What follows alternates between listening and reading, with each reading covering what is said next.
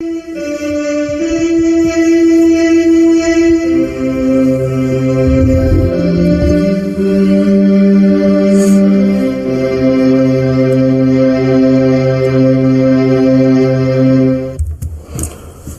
morning, wonderful people, great Biafrans, wherever you are on the face of this very planet. We welcome you to our exciting edition of question and answer, debate and interactive session this very morning.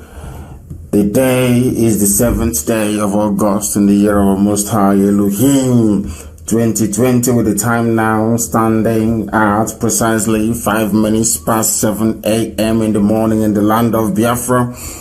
I welcome each and every one of you, and as I do so, I would encourage you to welcome all those who are around you as well. As you all know, we are simulcasting not just on my Facebook page and on YouTube, but we are also on FM, we are on satellite. Do not forget that those of you who are worried about your data, you can listen to us via any of the app that are streaming this content this very morning. You can download Radio Biafra, you can download TuneIn, you can download Sweet Radio, you can also download Radio Garden. There are a whole host of apps streaming Radio Biafra. You can go there and listen this very morning. As I said, it is low data usage if you're concerned about the data you are using in listening to me on Facebook. I welcome each and every one of you, and as I do so, please, it is very, very important that you let your friends and your family know, you let your neighbors know, you let your uncles know, you let your relatives know, regardless of where they are around the world, because we are being received across the entire 24 time zones on this very planet, because we are not like any other. We are the only people who can be listened to, or who can boast of listenership across the entire time zone that you have on this very planet Earth this morning. Please, please, please make sure you have your questions ready. I do not want any complimentary remarks. I want people who have issues, people who have something to say, people who have a meaningful contribution to make, to be able to step up to the plate and do so. And before I give you the numbers through which you can get hold of us this very morning, we must always do the needful. And that needful is that we must pray this very morning before we commence what we are doing. And as always, my name is Nnamdi Kanu. I am the leader of IPOB, the whole world over indigenous people of Biafra. And by the very special grace of the Most High Elohim, a servant of the wonderful people of Biafra, without further hesitation, we shall proceed to our prayers, and then after that, our lines will be open immediately, and I will begin to receive your questions and your calls. Please, please, please make sure you have a question to ask, and restrict your comments or your contributions to only 2 minutes, please. Very, very important, only 2 minutes. Our lines are not open yet, and I would not encourage anybody to call us at this very time. When our lines are open, I will let you know. I understand the desperation that a lot of people have been trying for very many years to get through. They've not been able to do so. And may I also say that if you are a previous caller, please allow first-time callers to make their contributions today. In other words, if you've called us previously and you have spoken on air, please, I do recommend very strongly that you do not call us this very day, please. Very, very important. People are beginning to call, as I expect them to. As I expect them to be. Please do hold on. Our lines are not yet open. When it's open, I will begin to take your calls. We must proceed to pray very, very quickly, and then the lines will be open. And I need meaningful contributions and very searching questions this morning. People are asking all those ideas, all those issues, all those contradictions you may have. This is the time to put them to rest. This is the time to put them to bed, because any question you ask, I will be able to answer this very morning. Once again, we welcome each and every one of you. We are live and we are direct. And how do you know we are live? Is because wherever you are, it is 9 minutes past the hour, regardless of where you are. In Biafra land, it is 9 minutes past 7 a.m. in the morning. Once again, I welcome you, and please may we proceed to pray. Chineke na nke pụrụ m ihe niile, onye kere eluigwe maka elu ụwa, mana onweghị onye ọbụla kere ya. onye ike niile dị n'ọbadoro aka ya, Chineke nna nkusu niile nke ndị agha, onye mmụọ na mmadụ na-akpụ isi ala nye, onye ndị mmụọ ozi na-agara ozi, anyanwụ ọnwụnwa na kpakpando nna nke ebere dị ngọzi, ha niile na-erubere gị isi dịka ihe niile ikere eke. Ọ bụ naanị gị bụ onye na-enweghị mmalite, enweghị ọgwụgwụ, inweghị ụsọtụ ezi ebube dị ngọzi. Anyị wee na-efe gị wee na-aja gị mma n'asụsụ eluigwe n'isi ụtụtụ a n'ala nsọ gị bụ Biafra, wee na-akpọku gị wee na-aja gị mma, wee na-ebuli gị elu na asị na onweghị onye dịka gị eze ndị nsọ. N'ụbọchị nketa onye nwe anyị na Chineke nna nke igwe, atụmatụ ọjọọ niile nke ndị iro ka anyị onwe anyị na-akagbu, ebumnobi ọjọọ niile nke ọchịchịrị nna nke ebere dị ngọzi, ka ihe gị ga-acha ha niile ga-agbafu. Onye nwe anyị na Chineke na-abịa ka iwe zọpụta anyị n'aka ajọ ihe, n'ihi na ekworo karịrị akarị, ndị iro karịrị akarị, ihe ọjọọ karịrị akarị, ha si ugwu wee na-arịdata, ndị Fulani wee gba anyị okirikiri wee na-ememila ndị gị nna nke ebere dị ngọzi, ụwa niile wee gba nkịtị, anyị wee na-eti mkpu wee na-achọ ndị ga-ewetara anyị enyemaka, kama onweghị onye ọbụla.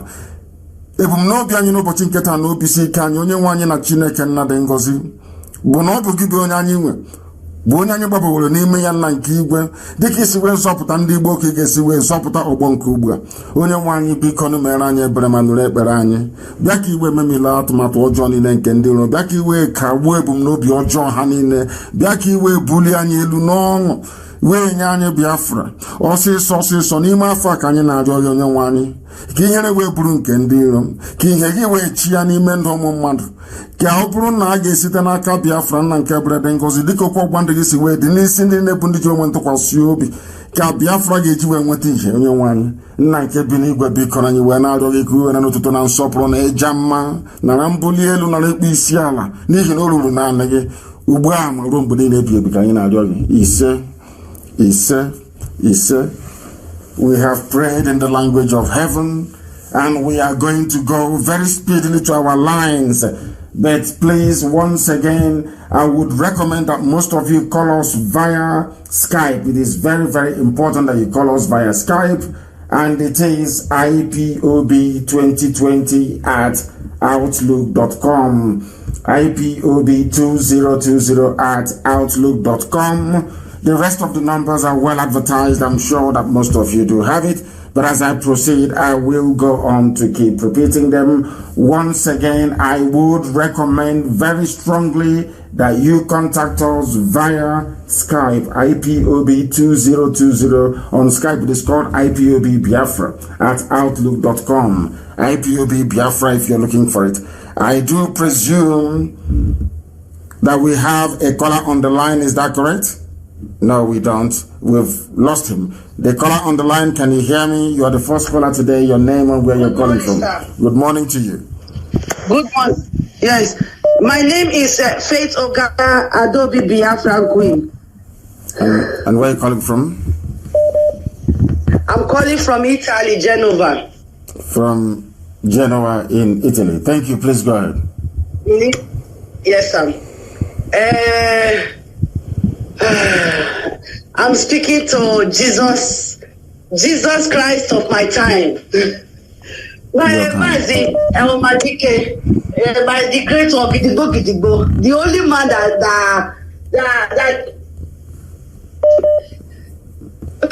that cured my mental slavery. Thank you. Go ahead. Oh my God. Nnamdi Kanu.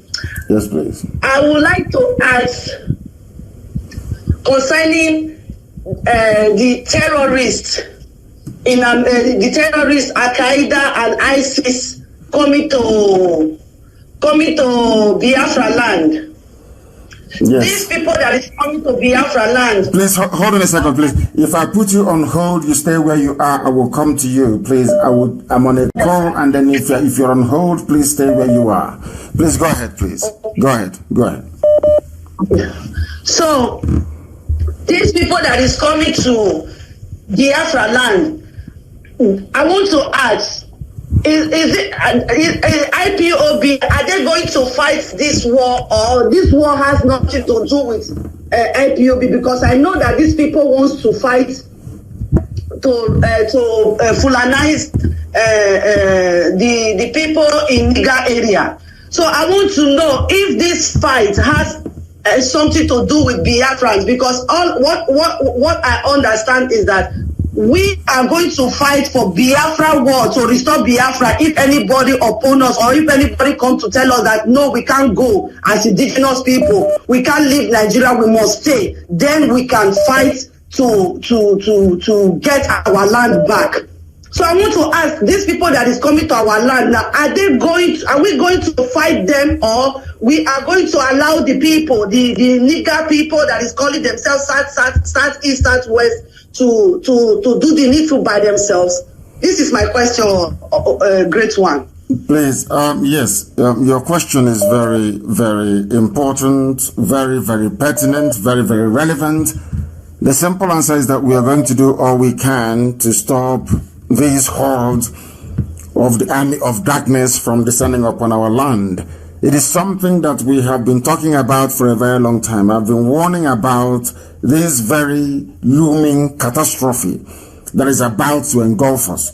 Because, as I said before, the British have given the area, the zoo area, Nigeria, they've given it to their favorite pets, their house pets, should I say, their house nigger, the Fulani Janjaweed, and they are making it their home base for every Fula person all over the world. What people don't understand is that there is a movement called the National Fulbe Movement. They are on Facebook, and they are working in collaboration with Facebook management, both in the zoo, across the Sahel, and also Facebook headquarters in California. They are called the National Fulbe Movement. If you go to their page, you will see that they are armed. You will see that Facebook has not done anything to take it down, because they are receiving huge sums of money from the likes of El Rufai, from the likes of the Sultan of Sokoto. These are the people who are draining the zoo dry. They sell our oil and gas, and they use it to bribe people in order to enslave us, and they are coming. We are going to do all we can to resist them. But there is something we must learn. One more thing, sir. Go ahead. I read an article this morning that British has retrieved all their citizens in Nigeria. They retrieved Nigerians' movement not to come in London, and their citizens also to come back home. And those of them that could not come back, or maybe stubborn to stay back in Nigeria, they told them the area that they can go to and the area that they can't go to. And they mentioned Niger Delta area. Yes, the reason being is that it is in the interest of neo-colonialists to make sure that they deplete our numbers, and that those at the helm of affairs in Black Africa are those who are loyal to them, those who are their slaves, those who are their glorified messengers.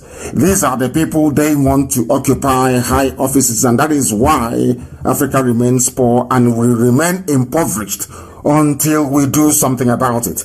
Not because we hate or despise anybody, not because we are stopping them from extending their sphere of influence right across sub-Saharan Africa. That's not what we are saying. What we are trying to say is that this modern way of subjugating people, this modern way of enslaving people, this modern way of instilling ignorance in the minds of people who claim they are educated is something that we are against.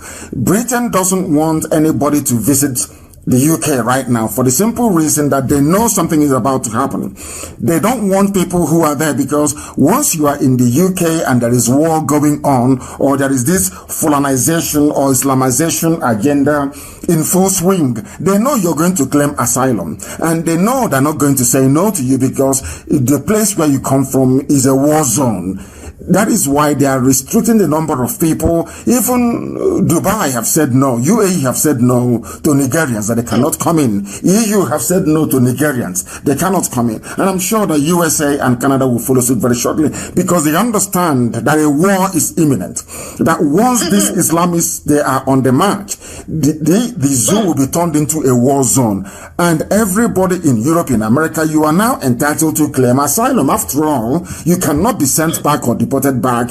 Everywhere is in chaos. That is the reason why they're no longer issuing any visas. That is why they're not allowing anybody to come in, because they know there is something imminent. And we all know it now. It's been announced. Even the US policymakers are now issuing paper after paper, document after document, stating the very obvious. What we've been saying from the beginning, that a full-scale Islamization agenda is now on the cards, and the zoo cannot escape it. Forget those who are living in denial. They can live in denial all they like. But one thing is certain, that the zoo is going to fall, it is going to collapse. Thank you very much, my dear sister, for opening the curtain for us this very morning. I have another caller who happens to be on Skype. I don't know if they're still there, but if they are, if they can hear me, I welcome you to the program. This is Radio Biafra, our phone session this very morning. Can you hear me, please? Your name and where you're calling from, if you may.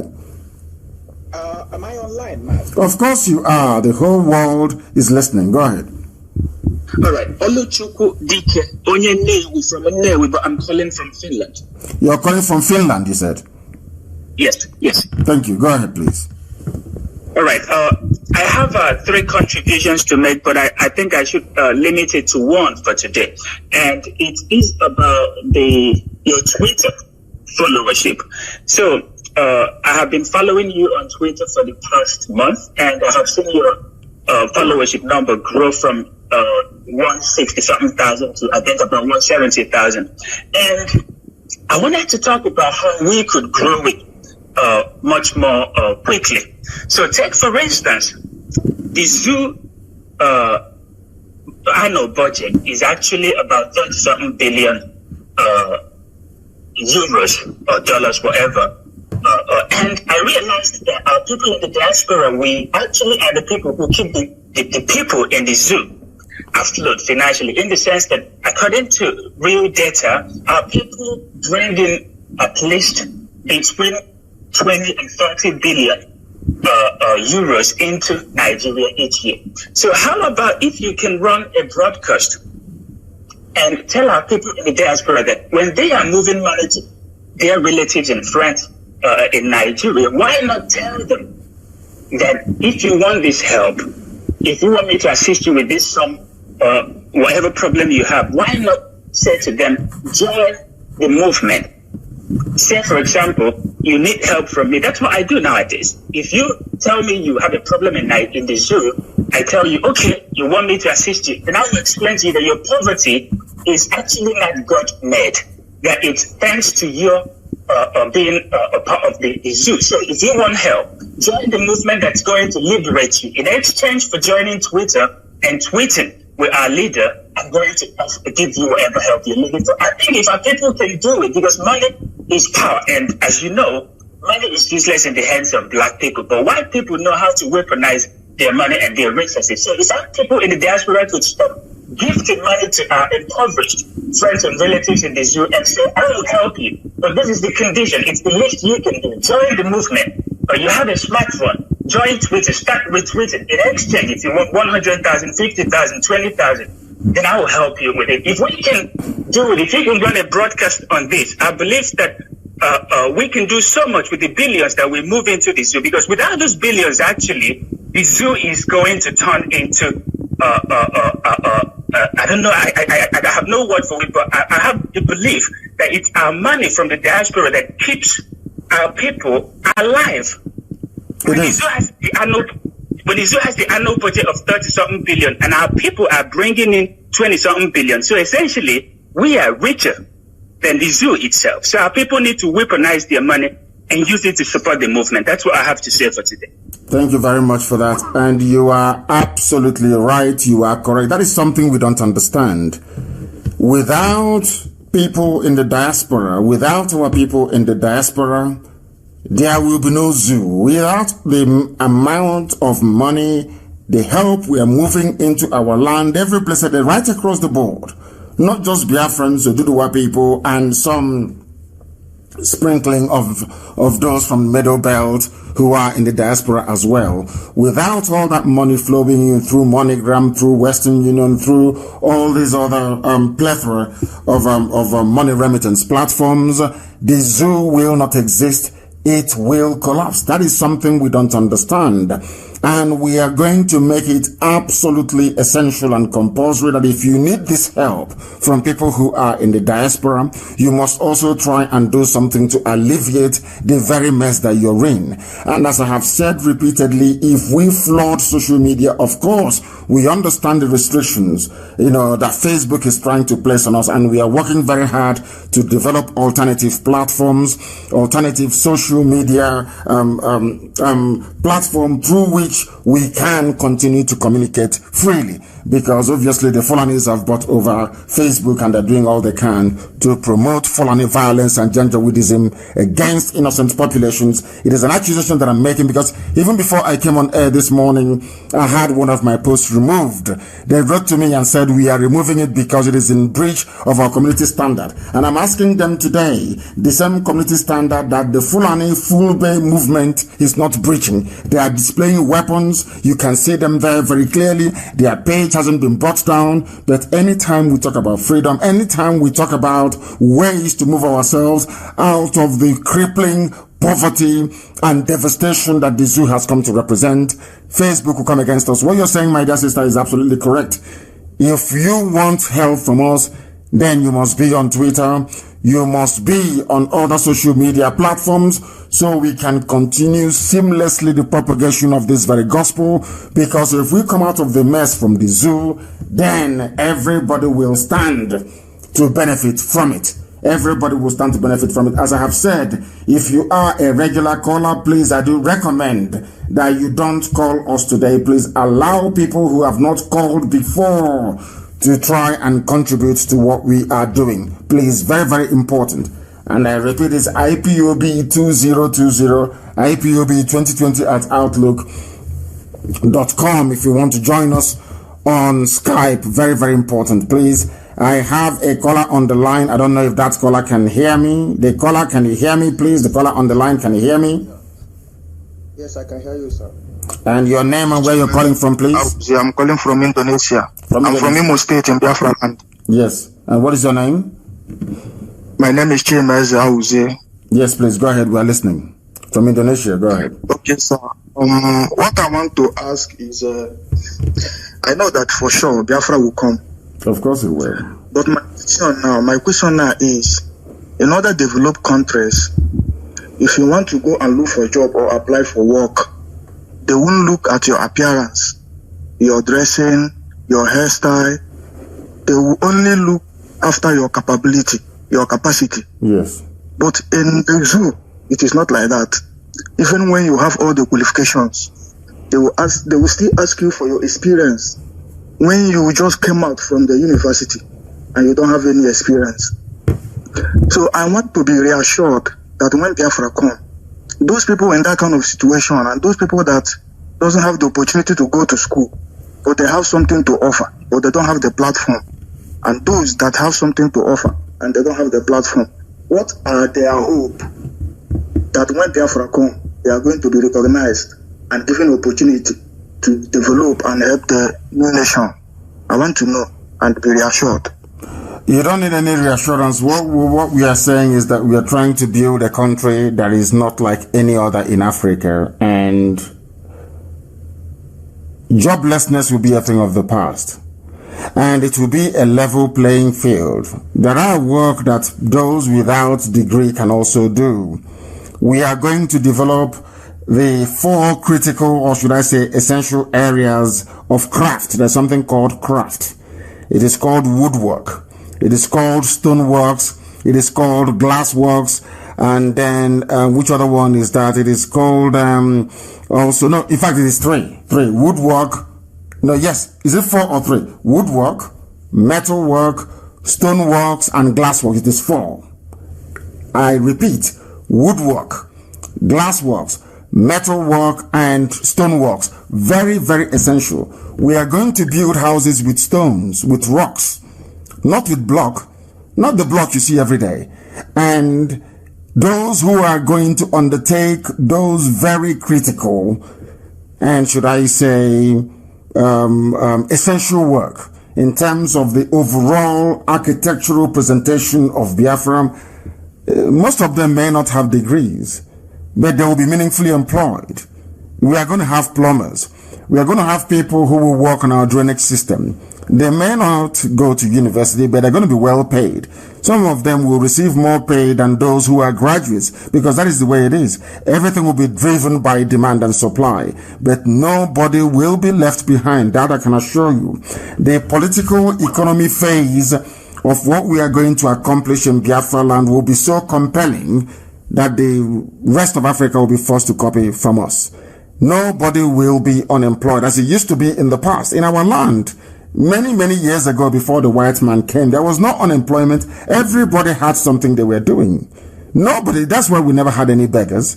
And we are going to return to that. Everybody will be meaningfully employed based on merit.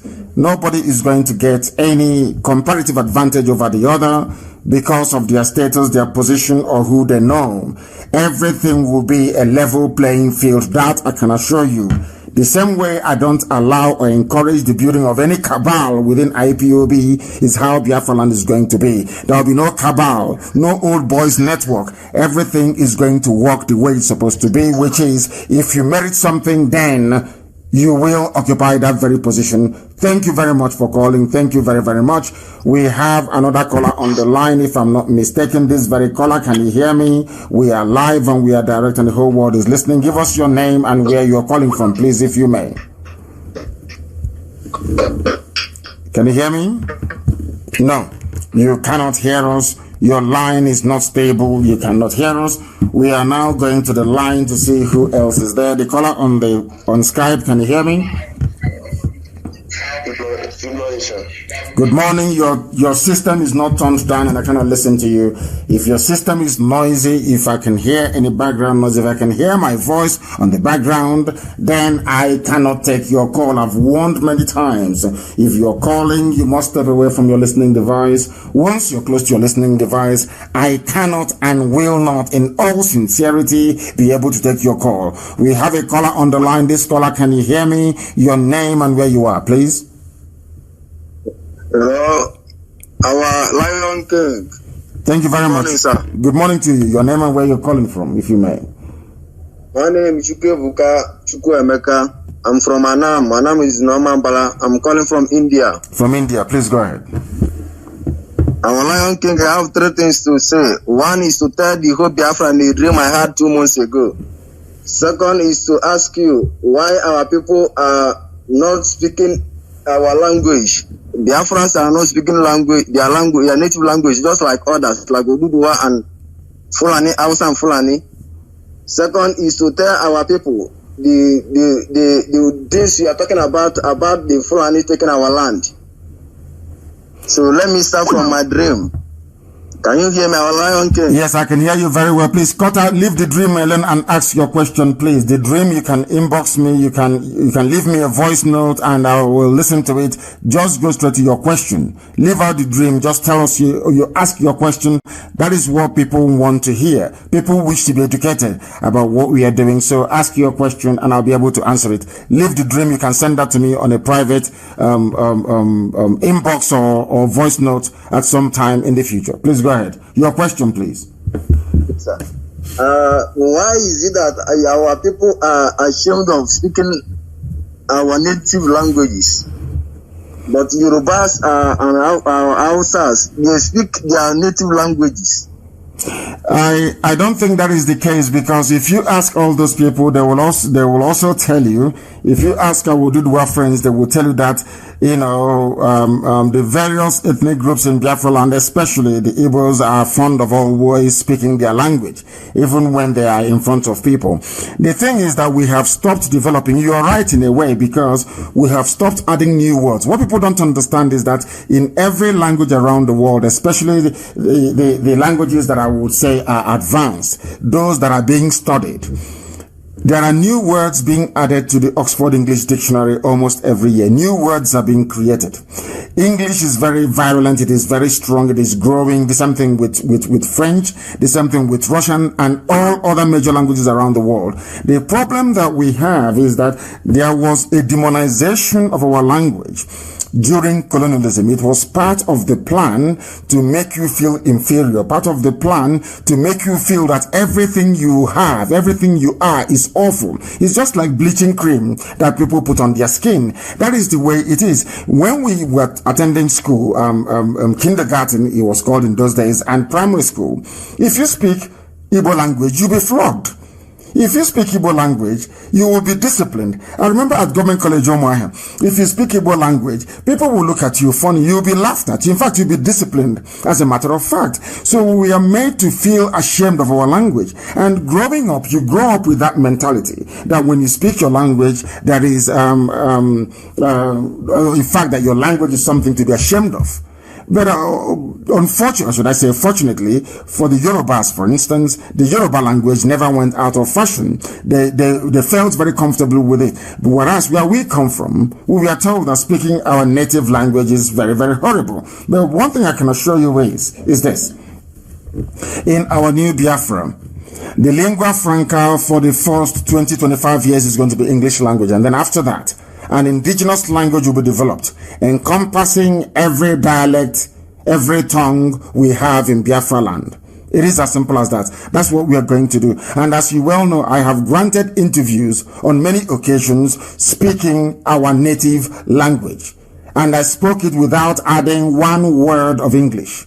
And that is what I will encourage people to do. It's a very beautiful language that we have, be it BBO, be it Efik, be it Kolokama, which is the dominant Izon language. And again, our problem is that we have too many languages because we don't have a history of conquest.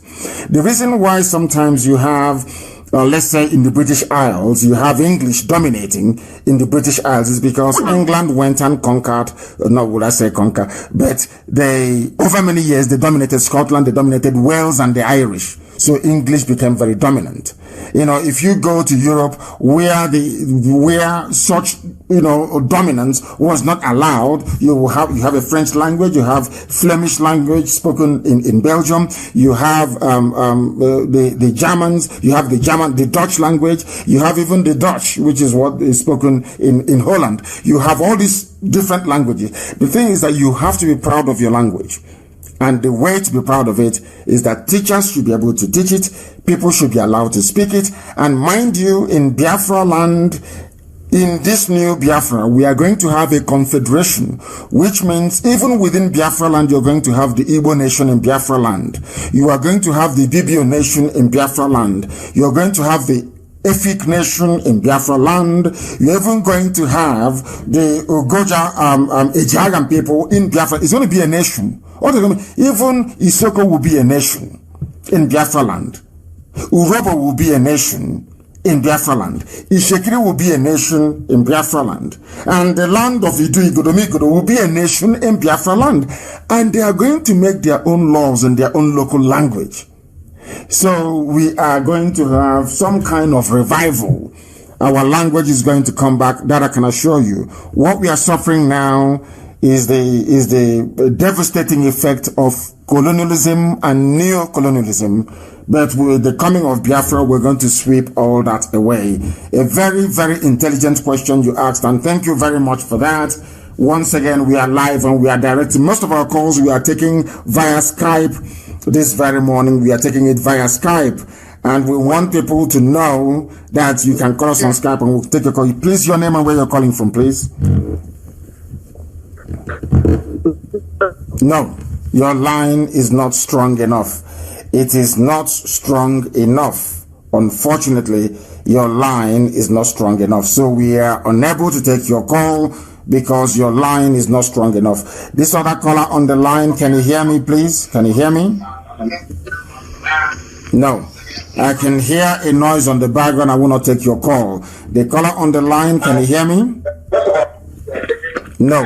Again, there is a noise on the background. Once I hear my voice, a noise on the background, I will not take your call. Your name, please, and where you're calling from, the caller on Skype. We are live and we are direct, and the world is listening. All right. Good morning, Mazi Nnamdi Kanu. Good morning. My name is Odunipa Kwako. I am from Mumbai and I'm in Anambra West Local Government. I am calling you from New Delhi, India. New Delhi in India. Please go ahead. We are listening. Go ahead. Yes. Okay. I want to say something. I want to tell our people in Nigeria that they should not participate in all these nonsense protests in Nigeria. I want to tell them that the protests in Nigeria have nothing to do with Biafra struggle. All this so-called revolution now, it's none of our business. Our own focus should be on restoring Biafra. Please, every Igbo, every Biafran to stay off the protest. It's none of our business. They are struggling they are fighting for their one Nigeria. It has nothing to do with our own struggle. So if you want to go to protest, please stay back. Don't go, because these are the same people that threw good luck out of power in 2012 and 15. The same people that started this process. They were the one that were the other in Lagos. They were the one in Abuja calling good luck all sorts of names. I am not saying that good luck is a perfect man, but he is our brother. So they did it in 2012. They should do it again this time. We shouldn't participate in it. Thank you, my leader. That's my own contribution this morning. Thank you very much for that, and a very succinct one at that as well. Thank you very, very much. The fact of the matter is that we need to encourage anything that would highlight the ineptitude, the crass misgovernance happening in the damnable Zoological Republic. That is the only reason why I would support it. And I don't want us to judge people by their own standards. We should always judge people, by our own standards, so to speak. We should always judge people by what they do. And if that thing they're doing is geared towards achieving the same goal, then we should encourage it.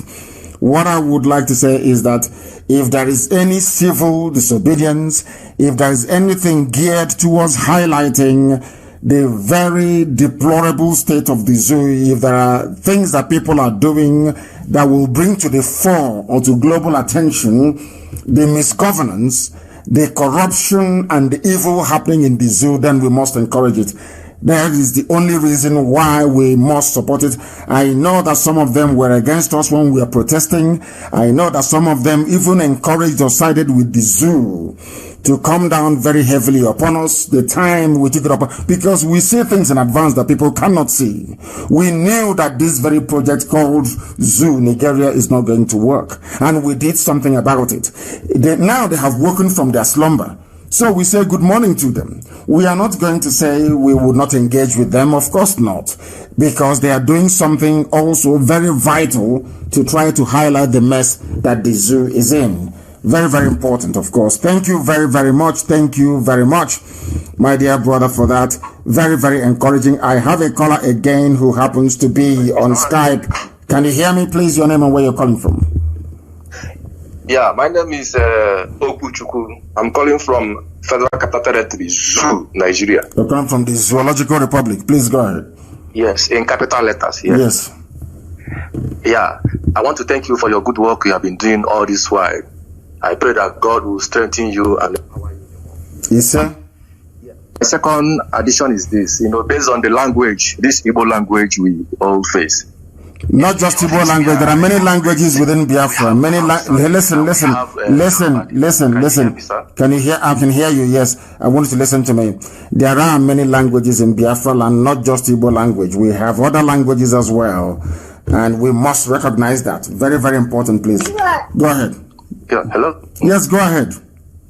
Okay, so where I operate, as in, when a Yoruba person comes to the office and identifies his brother with the same language, they seem to be happy and joyful. They will blow the language as long as they like. Same thing happens to the Hausa people when they come, you understand? But you hardly see Igbo people. When they come, they will be speaking English. Even when they try to make communication with the Igbo language, they will still switch back to that English. They find it difficult to identify their people with their language. You understand? So that has been a problem. I think it has been a long-term problem for us, that we see our language as language that does not even exist, even feel ashamed, like you said, you feel ashamed to even speak our language? Because we are a conquered people. Once you are a conquered people, there is something, a bit of an inferiority complex that goes with it. We became inferior 1970 after the war. That is why everybody is doffing their heart for this very generation of IPOB, for what we have done, for what we have been able to do and will continue to do until Biafra is restored. We had no pride, no sense of belonging. We felt very ashamed because we were a defeated people. We were told that we are defeated and that we are going to be subjects of our overlords forever and ever. But they did not reckon or factor in the fact that IPOB will emerge. And here we are today, very proud of who we are. I'll give a very simple example. I was in Abuja when I was arrested. Not once but twice. I went to DSS office when they took me to their dungeon, and when they bring me up for interview in the offices, you can't even tell who is an Igbo man, because most of them were ashamed of who they were. Some of them dress like Hausa, they speak Hausa language.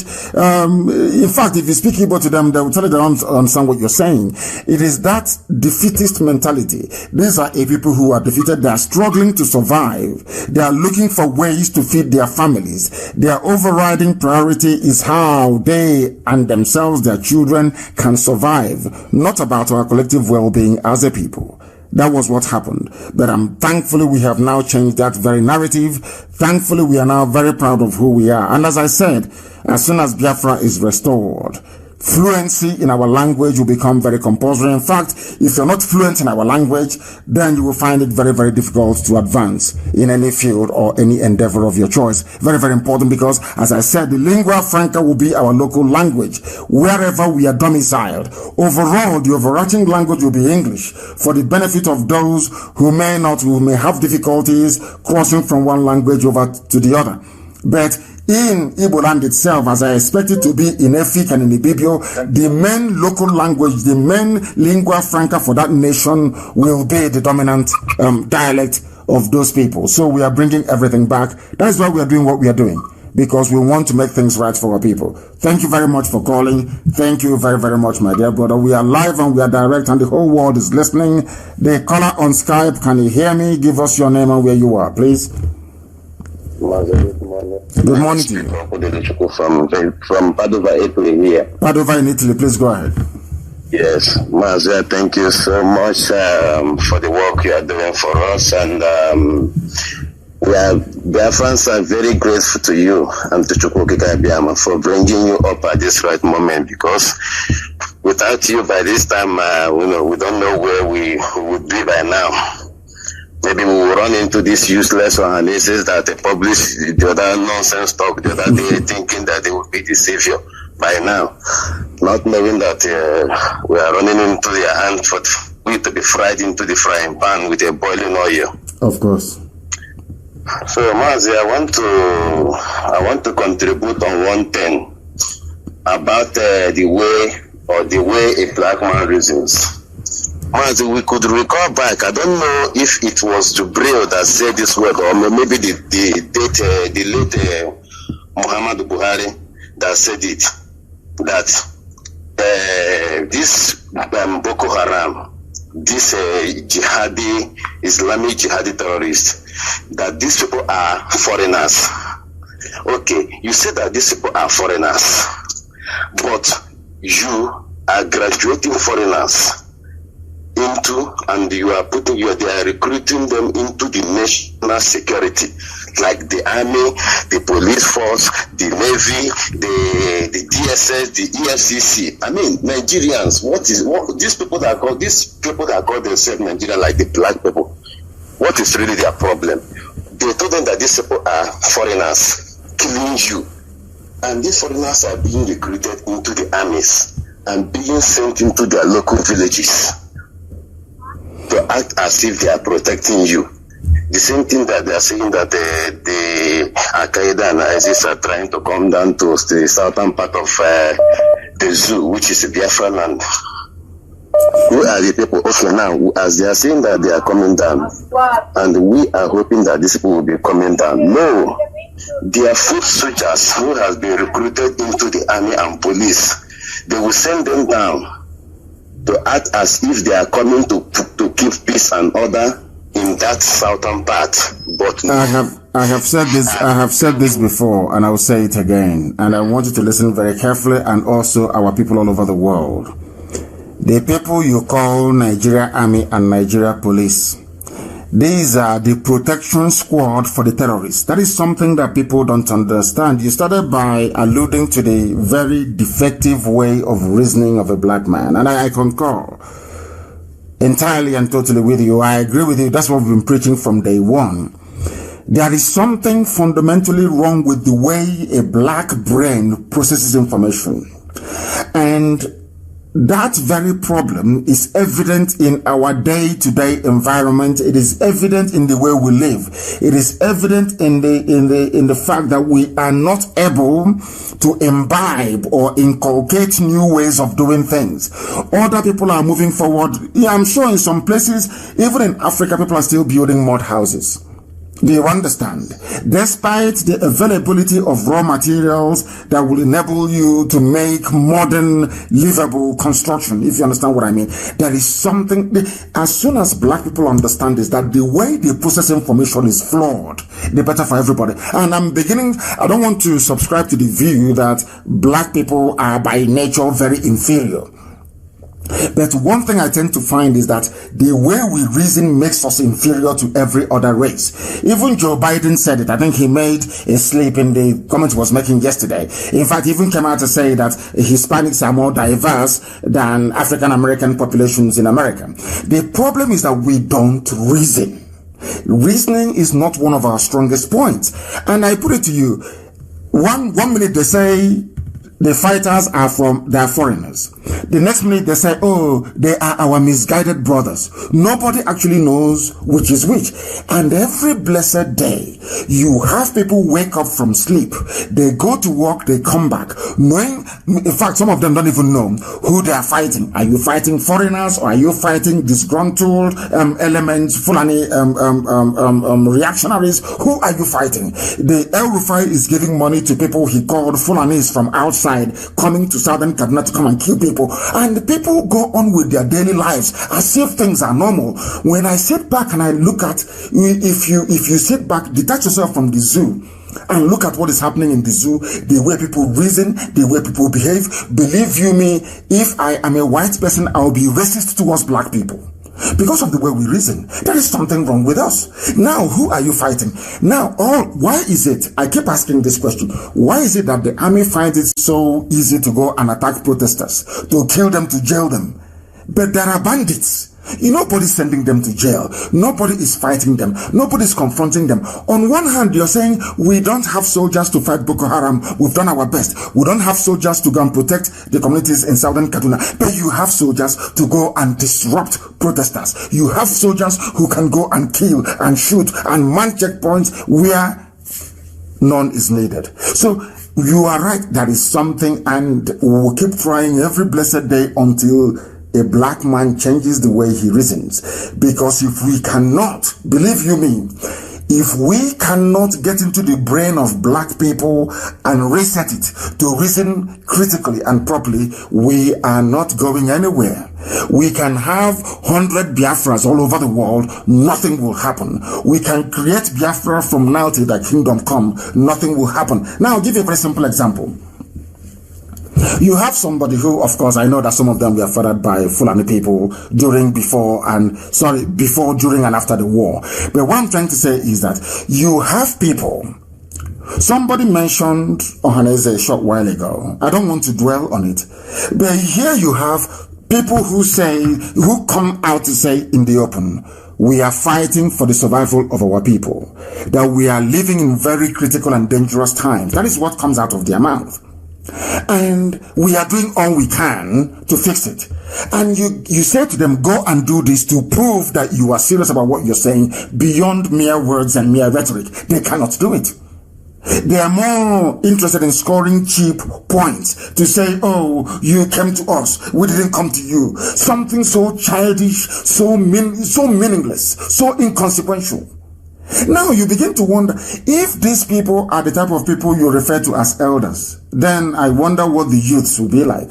But thankfully for us, the youths are more reasonable than the so-called elders. And that is a fact of life.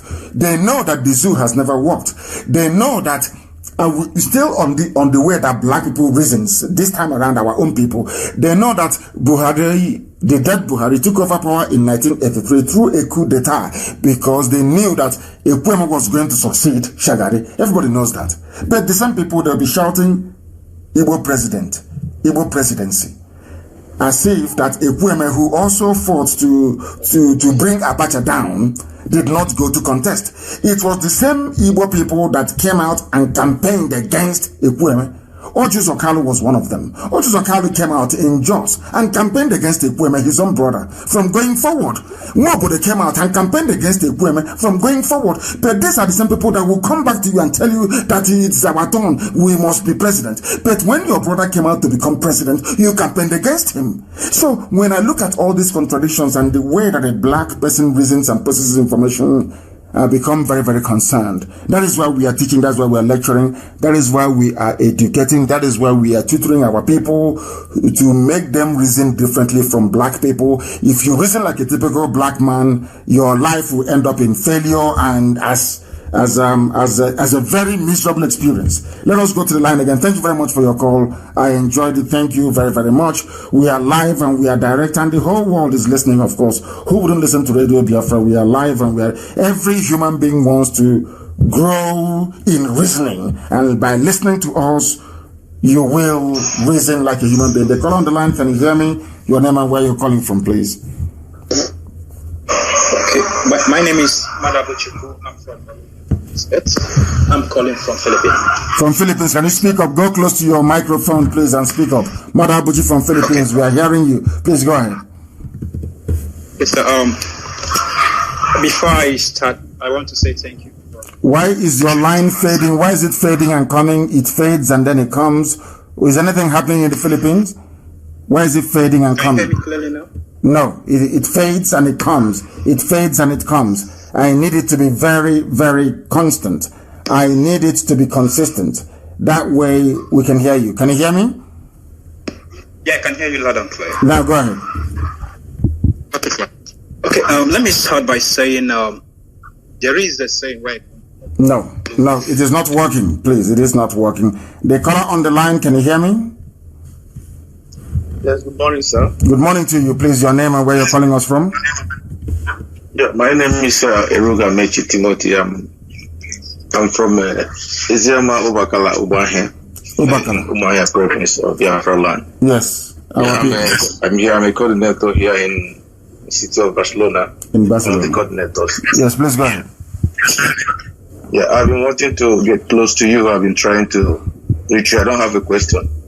I only want to speak with you if it's possible. I have an information that needs your attention. So then message me after this through Skype. Send me a message and I will call you. If you send me a message, I am going to call you. Send me a message after this.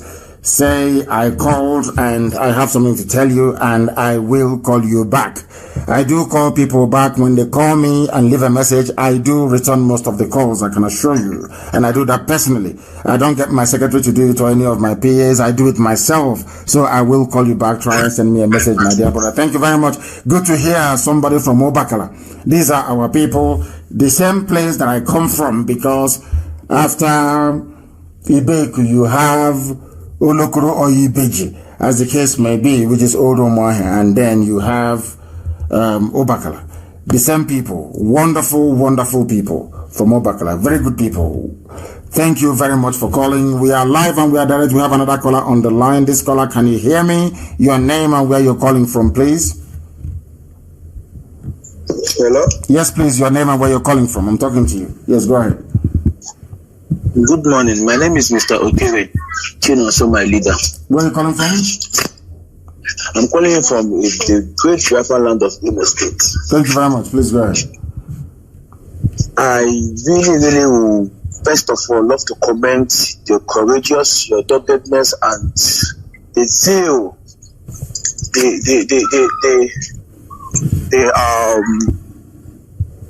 what is it called? the work God has given you to really get this Biafra.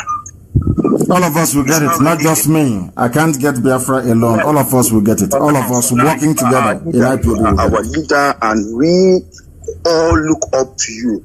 Every sincere, genuine, committed, and devoted son. Every indigenous and indigen of Biafra land. We all look up to you. And we really, really believe that with the grace to God have placed upon your head, certainly it will come to pass. Yes, sir. A lot has been happening down here. A lot. I would have loved to communicate this in our dialect, but for the benefit and purpose of other people listening, I will speak English, because that is not my mother tongue. Our head is home. But the world is listening, and we want to enlighten them. We want to bring our plight to their attention. So you speak in the language they will hear and understand, which is English. Please go ahead. Okay, sir. First of all, I bring one or two reports before I now make my speech known. Here in Imo State, precisely about Uwe Road, the way the Air Force and the military intimidate, harass. They will intimidate, they will harass because you are under occupation. That is something our people don't understand. The disproportionate amount, or should I say number of Janjaweed security officers present or personnel in our land goes to show you that we are under occupation. Our people are very slow to wake up to this reality, but it is coming. They have come to take over our land, to subjugate and to enslave us. And sadly, Britain is supporting them. That is something our people don't understand. The same Britain that gave us Anglican Church, the same missionaries that came with their Bible, Catholic Church, Apostolic Church, they are the ones supporting Islam to overrun us. That is something that people don't understand. I have said this many times. If it were to be a Muslim population undergoing or suffering the same level of subjugation we are being forced to endure in our land, CNN, BBC will be aflame with comments. They will be enraged. I have given this example 1,000,000 times over. Look at Rohingya. Anytime that Muslims are touched, there is an uproar. Because the owner of CNN is a Muslim. People don't know this. The man is from I think he's from Qatar. He bought CNN from Ted Turner, the former owner. People don't know this, that Muslims are the owners of CNN. And I will also say, even in the UK, that BBC will always support Islam against Christians. These are the things that people don't understand, because, of course, as we were discussing a bit earlier, the brain of a black man do not have the time or the capacity to process complex information.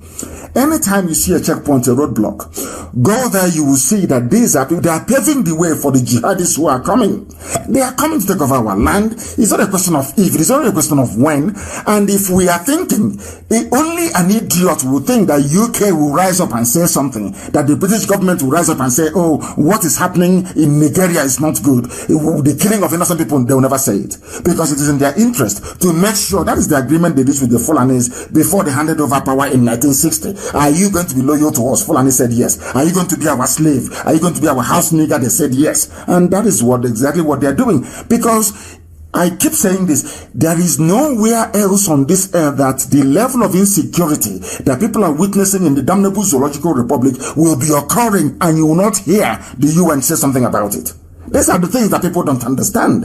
Every day we try to educate them. They don't understand. I safe to say that most of our people were fathered by the Janjaweed during and after the war. I don't understand it. Why they cannot reason. Everybody you see on the road, be it customs, be it police, be it the army, they are there doing the work of the caliphate.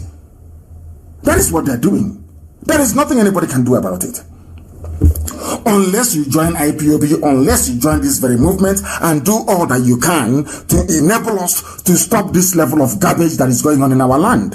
They pretend they know, they claim they know, but they know nothing. People don't know this. It's a very simple game plan.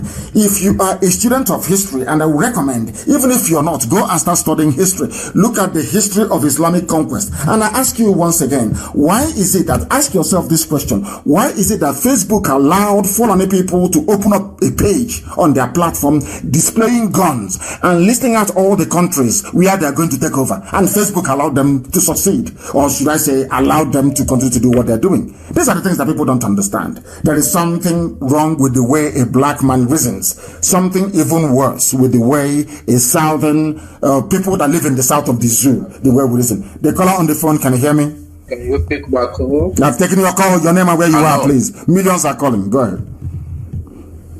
Okay, my name is Onyekachi Umejua. And where are you from? I'm from the UK. You're from the UK. Where are you from in Biafra land? I'm from Ozitem. Ozitem, go ahead. Make your point. Okay, I want to ask a question. Go ahead. From what I heard from online about from somebody. Yes.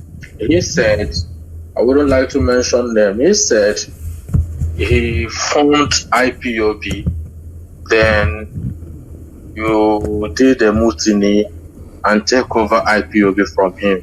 Is that the question any sensible, reasonable person will ask this morning, in your opinion? Are you a gossiper? Do you believe in gossip? That's why I want. Do you believe, I asked you a simple question, do you believe in gossip? I've been following you since 2015. You have been following, and an idiot came from somewhere to make a comment, and you deem it necessary to ask me a very stupid, silly comment by one inconsequential idiot. And you want to ask me such a ridiculous question to the hearing of the whole world. And you live in the UK. And all you have been able to achieve in the UK is to learn how to gossip, to recycle gossip. Of what benefit is this very ridiculous question you're asking? Of what benefit is it to us? A lying idiot came to you and told you, if they formed IPOB, how come everywhere you go to they know it is us who formed IPOB? How come? Have you asked the idiot how he came about that claiming he formed IPOB? Have you asked that very fool when he was commissioned by Biafra government in exile to do a job for them and he cornered it? He went back and registered an NGO with the Corporate Affairs Commission and put his name there as a trustee. He was a lawyer. He was commissioned to do a job. He went there and he put his name. Are you aware of that? Are you aware of that? All you bunch of useless, hopeless gossipers, go back to the idiot and ask him this question. Do you know who is Dr. Madu? Do you know who is Dr. Achike? Ask the fool. Now listen to me. I have listened to you. Listen to me. Go and ask the fool if he knows about Professor Nekwachi, those who commissioned him to work for the Biafra movement. He went back home and he cornered it himself and floated Bilie Human Rights Initiative. When we started this movement, did anybody hear about IPOB until we came? It was Bilie, which I promoted on this very platform, until he asked me and told me at number 30 Bannister House in London, in the presence of UCMF, in the presence of Dr. Egemba, said to me that Rochas Okorocha should be allowed to join what we are doing. I told him to go to hell over my dead body. Did the idiot tell you that? He will not tell you. A bunch of useless, hopeless gossipers all over the place. There are. And we're in the UK. All you can learn in all your years in the UK is how to recycle gossip. Go online and check who formed IPOB. They will tell you. I have told you the group he formed, Bilie Human Rights Initiative. They don't exist. As I told him, they will not exist. By the time we are done with them, nobody will remember their name. And that is the case today. If you come against IPOB, you are finished. You are dead. You are nothing. You will spend the rest of your life gossiping and chatting rubbish, and nobody will take note of you. Simple as that. The caller on the line, can you hear me, please? Your name and where you're calling from. I can hear you, sir. Please, your name and where you're calling from. I'm calling from Philippines. Yes, you called earlier and your line was messing up. Please go ahead. Okay, sir. I was trying to make an adage in Igbo land that's over. No, your line is still the same. It comes and it goes. It's like a radio wave. It comes and it goes and it cannot aid us in what we are doing this very morning. Let me go to the other line, please. Then the caller on the line, your name and where you're calling from, please. Yeah, Director, good morning. Good morning to you. My supreme leader, please, I want to ask a question, please. My name is Agut Kwemek. I'm calling from Belgium. Yes, from Belgium, go ahead. Yes. So please, I want to act like that stupid guy that asked that question. All these Sabo, how are we going to kill them? Are we going to kill them publicly? No. That's my question. No. As soon as Biafra comes, we are going to have a place, a gossip corner where gossipers can go and gossip. We are going to build a park, we'll decorate it very well. And we'll put all the famous gossipers, we'll put their statues there. I will ask them to go there and be gossiping their lives away. We cannot do anything to them. In every society, you are bound to have idiots within it. You are bound to have those that want to work for the enemies. It's as simple as that. Taking them to court. But this one, they are obvious. Imagine type of question, something you can find out online. Go online and say, what is IPOB? Who founded IPOB? Instead of that, you're listening to gossip. The same way that Wazirika was telling people that he founded Radio Biafra. Yes, I established Radio Biafra with the help of Mazop in 2009. That same 2009, they stopped funding Radio Biafra, and that Radio Biafra went moribund. It went extinct. Okay. And 2012, I resurrected Radio Biafra with my own funds. As simple as that. And people are still talking rubbish. I don't know what is wrong with people that they're so daft. They can't reason very well. Since 2012, I have been a member of this struggle since 2012. So we know everything. Thank you, my director. Thank you. Surely bless you. Yes, and bless you too. Thank you very much. People are following. Those from time immemorial, they are following. An idiot will come instead of listening, contributing. Oh, how do we free ourselves from the Al-Qaeda, ISIS, Boko Haram combination coming into our land? You wake up in the morning and the only question that comes to your mind is, somebody gossips to me that they formed IPOB. Can you believe such crap? Unbelievable. The caller on the line, can you hear me, please? My leader, I greet you from the city of Amsterdam. Amsterdam, thank you very much. The world is listening. Give us your name. My name is Mazi Nnamdi. I am from Oberu in Olu, Biafra land. Thank you very much. Please go ahead. And I am living in the city of Holland, and of course an agitator to make sure that the zoo falls from the city of Holland. My leader, thank you for having you today. Thank you very much for calling. Go ahead. My comment is a lot of people have been calling on my platform and asking me what measure we are going to take against the enemy, the wall of Jericho, which is people like Ohanes and Debo. So I decided today to be at home to get some information from you, because I think there is a need to let Akan die. Yes. Yes.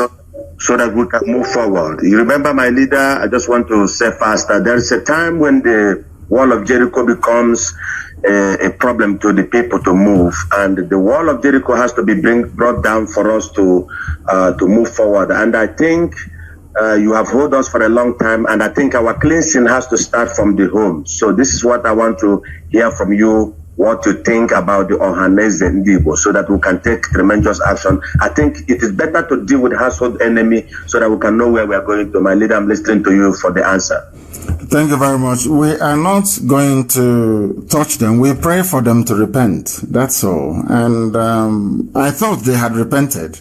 That was why we agreed to a meeting with them. But I can see there's still some more work that needs to be done. And that work will be done. We are praying for them to repent from their sins. So we don't want to kill anybody or touch anybody. But all we are praying for is that they repent from their sins. And we remain prayerful that all of them will repent from their sins. Thank you very, very much for that.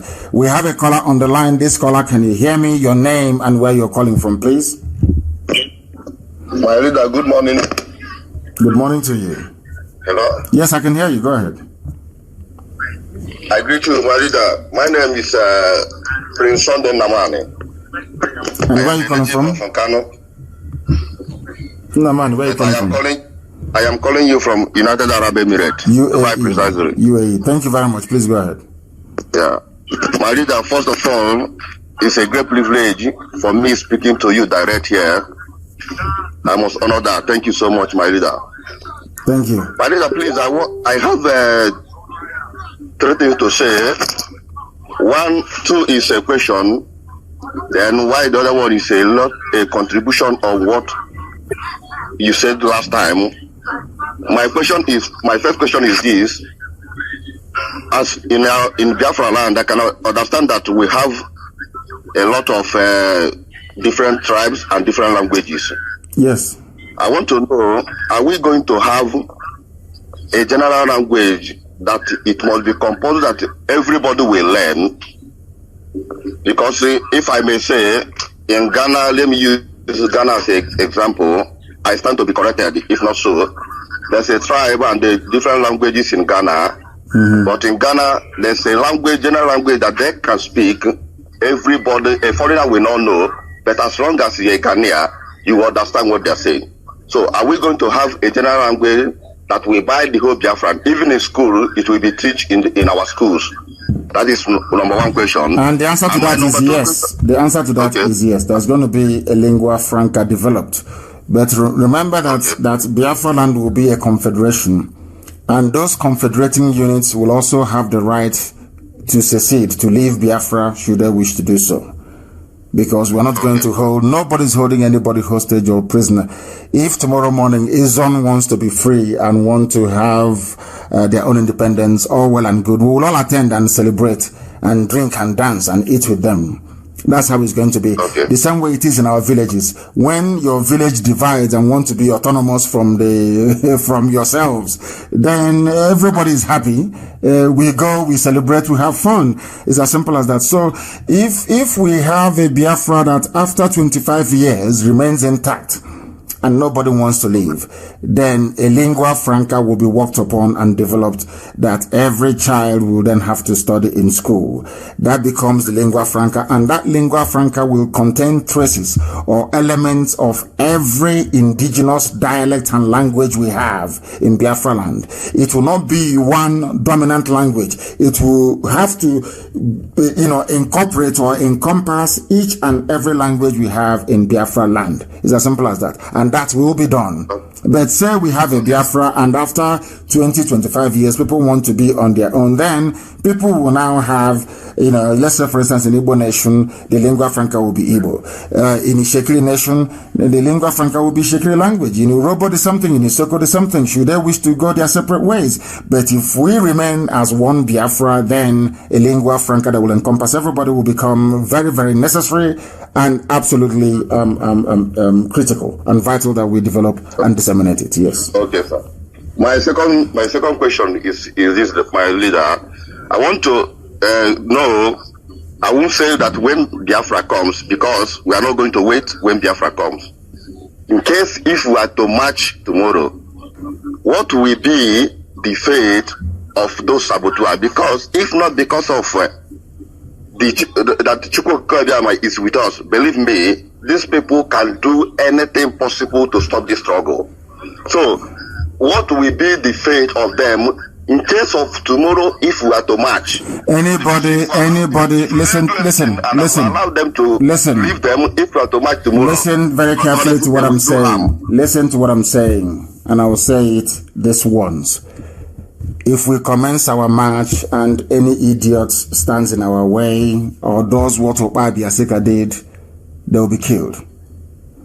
Any saboteur, once we raise our flag, once we raise the dragon flag, once that flag is flying, once we raise the banner of war, when the Fulani Janjaweed must have come into our, because we wait for them to come. If we go now to meet them, the British will mount a very serious, deadly propaganda against us to say we are the aggressors. Remember that we are the ones who are proscribed. We are the ones who are tagged terrorists. Despite the fact that those who are killing me, Yetiala, are not terrorists. Once the banner of war is raised to defend our land, every saboteur will be hunted down and taken out. I'm saying it so the whole world can hear it.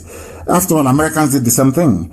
Once the banner is raised, once the war, they bring the war to our land, which is coming, is inevitable, and the banner of war is raised and we commence our march, any saboteur, wherever you're hiding, will find you and will kill you. It's as simple as that. We're not going to mess around. We're not going to mess around with these idiots. You think what happened before is going to happen again? It won't happen again. We're not going to allow it. Thank you, my dear brother. Thank you very much for that. We will hunt them down regardless of where they are. They should go and cut out what I'm saying now and send it to every diplomatic mission around the world. Tell them what I said from the beginning. Just don't cut out this bit.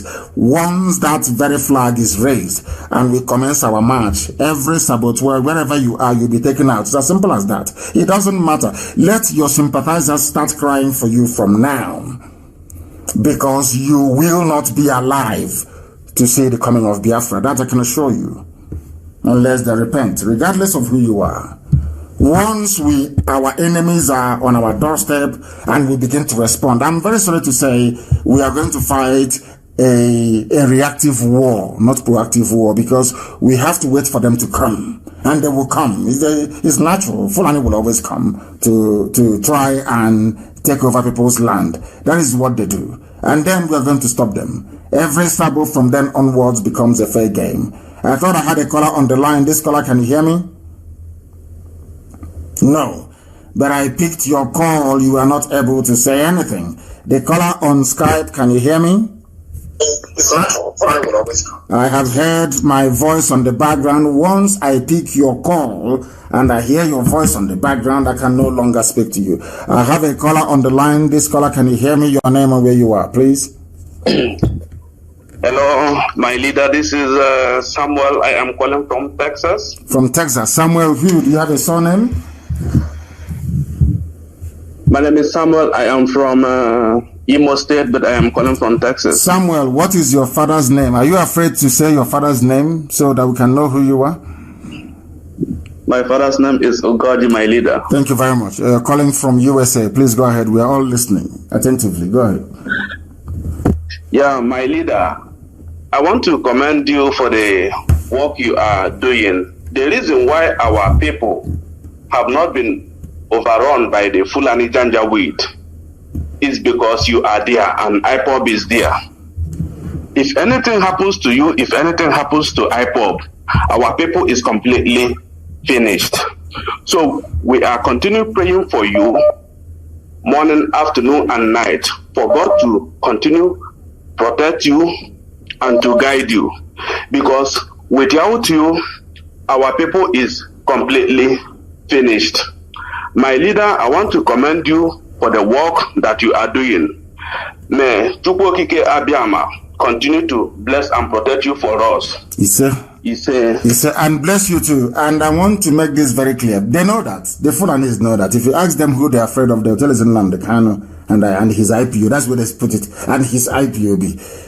I don't own IPOB. IPOB owns me. For the very simple reason that we are the indigenous people of Biafra. We are not a group. We are a movement of people rising up in unison out of frustration, years of frustration and anger at our plight and how we have been treated in a zoo that was created by a white man. And we are saying no to it. We are saying no to that. And allow me to repeat. Don't think that the Fulanis, the Janjaweed, as Gowon said, are keeping quiet. They will never keep quiet. Gowon said if he had known how much an Igbo man loves money, he would have used money, cash, to scatter Ujupu's Biafra and not go to war. And that's what they will try to do. There are a lot of very hungry, desperate pigs that will collect money to... People do ritual with their mother. People go to their cult and they say, bring your mom. And they bring their mom to be killed. People sacrifice their wives so they can get rich. How about sacrificing ordinary IPOB or betraying IPOB? It's a walk in the park. It's very easy. People are prepared to give the lives of their mother or their wives in order to get rich. And the Fulani is asking you, take this money and open 4 or 5 fake accounts and be attacking IPOB. Is that one not a piece of cake? That one is very easy. You go to somebody who is a person who is prepared to do anything, including selling women, selling their sisters in order to make money. And you give that person money and say, please open 4 or 5 fake accounts, be attacking IPOB. Why won't they take it? These are the things that I expect our people to know. But some of you are very foolish. You cannot, as we keep saying about the brain of a black person, you cannot put 1 and 1 together to get 2. Very, very sad indeed. I have another caller on the line. This caller, give us your name and where you're calling us from. We are live and direct, and the world is listening. Go ahead.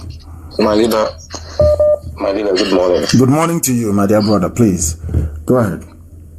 My name is Waz Chisumi Yukume. Yukume, go ahead. From Iguacha. Iguacha, please go ahead. Yeah. Yes, sir. I just want to struck my mind. Yes. When I heard that what happened at Imo State by Supreme Court Governor, flog our fathers and mothers. Yes, but the pensioners who went to Hope Uzodinma, and Hope Uzodinma called some thugs to come and flog their parents and their mothers. These are the values that we now have in our land, that people are protesting because they've not been paid their pension, and people were hired to go and flog them. Very, very sad indeed. Very, very sad indeed. Indeed. The caller on the line, stay where you are. The evangelist, stay where you are on Skype. I will come to you after this. Evangelist, stay where you are. Don't say a word. Stay where you are. Please go ahead. Please go ahead. And some people will say that we should respect our leaders, political leaders, and all the rest of them. Now look at the outcome of your meeting with Yohanese that you were so angry over. How can we again trust this kind of people in our land? Or tomorrow somebody will say that IPOB or our leader Mazi Nnamdi Kanu is not listening from their elders. That's what they always say. They say to me, you don't listen to elders, we want you to listen.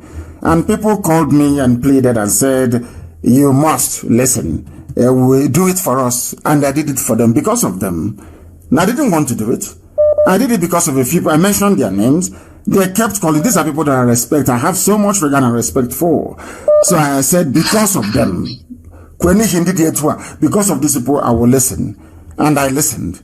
And I did what was expected of me, not knowing that Abuja had direct line to the meeting. It's just unbelievable.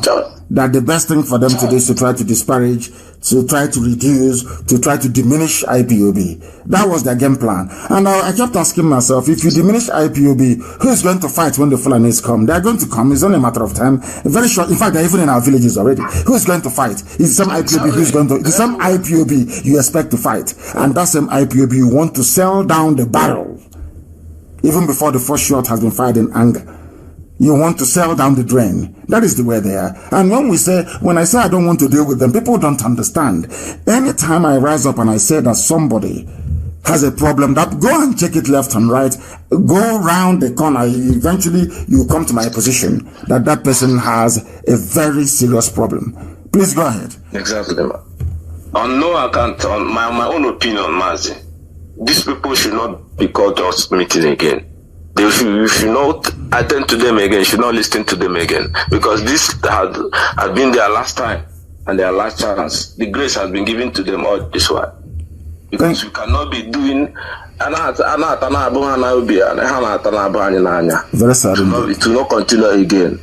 Thank you, my leader. Keep on keeping on. Thank you very much for that. Thank you for your call. Thank you very much.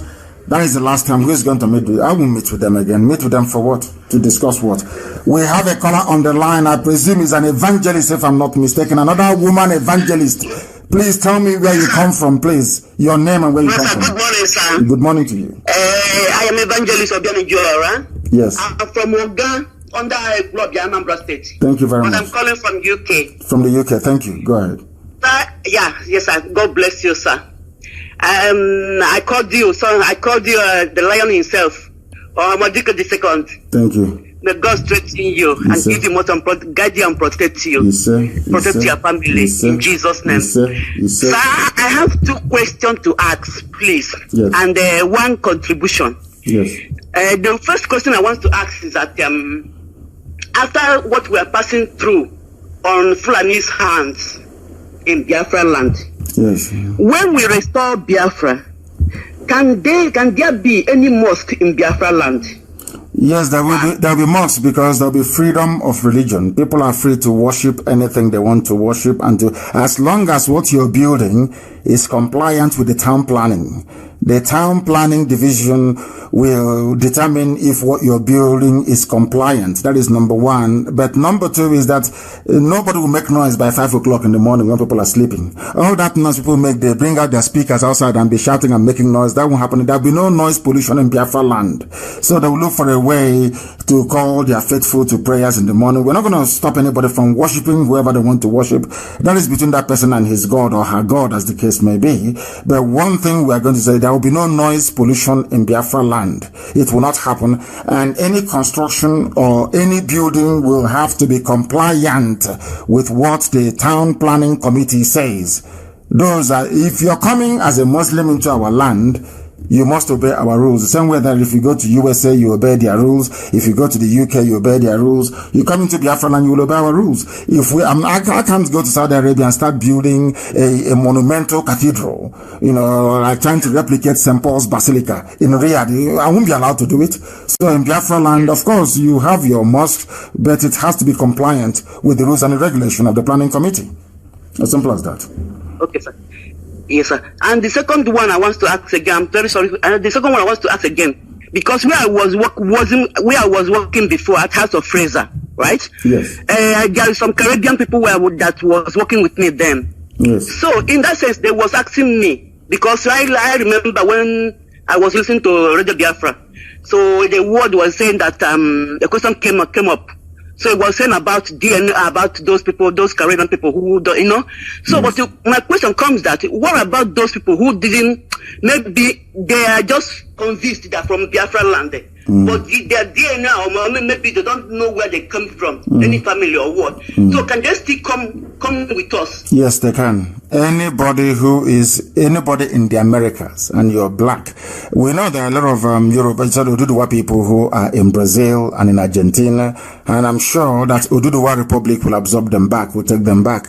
But we know our people who are in Haiti, people who are in Jamaica. After all, in Jamaica, they use the word moi, which means me. That's what they say in Jamaica till tomorrow morning. So there are aspects of Igbo language, even in Jamaican language itself. Every black American, regardless of where your ancestors were taken from, everybody, if you wish to become a Biafran, you're more than welcome to do so. We'll give you citizenship. And they will have right of entry into Biafra land anytime, any day, anywhere. I know our people are when people talk about land and the space to absorb every black American who may want to come back to Biafra land, what I'm going to say to them is this: we do have enough land. If you look at the land mass all the way from Ondo to Bakassi, from west to east or from east to west, from Ambazonia. Let me not use the word Bakassi. From Ambazonia all the way to Ondo State, and you check it from Ajokuta all the way to the Atlantic Ocean. We have enough land, and our buildings and our construction is going to be so magnificent that we are going to depend a lot on high-rise building, both for habitation and for work. So we are going to have enough land left. We are not going to go back to the old ways of building bungalows all over the place, consuming land for no reason. We are going to build tall, relevant, modern high-rise blocks to house our people. That's how it's going to be. It's going to be a very modern economy that the whole world is going to be very proud of. And we can welcome each and every one of them. They are free to come to Biafra land. Yes. The next question you want to ask, please, or point? Please, the contribution I was trying to contribute again concerning about the people that are reporting about Muslim people here in this UK. There's something I want to say, but when you said it, they will call you. They said you are under spies in their country. But the truth is that I have to say it. We are working in the evening work under CCTV Manchester. Right? So, and if you come there, it's only Muslim people and on top, and they're the one that controlling the whole Manchester.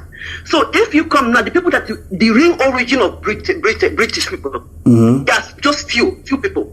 But they call it, if you come, they'll say it's British hazard. But what I'm saying is that, like what is happening to us on social media. So if you come there, like what they're doing in Facebook, people that controlling there, which I know, It's Muslim people. So that's why you see always they are blocking us, do all sorts of things.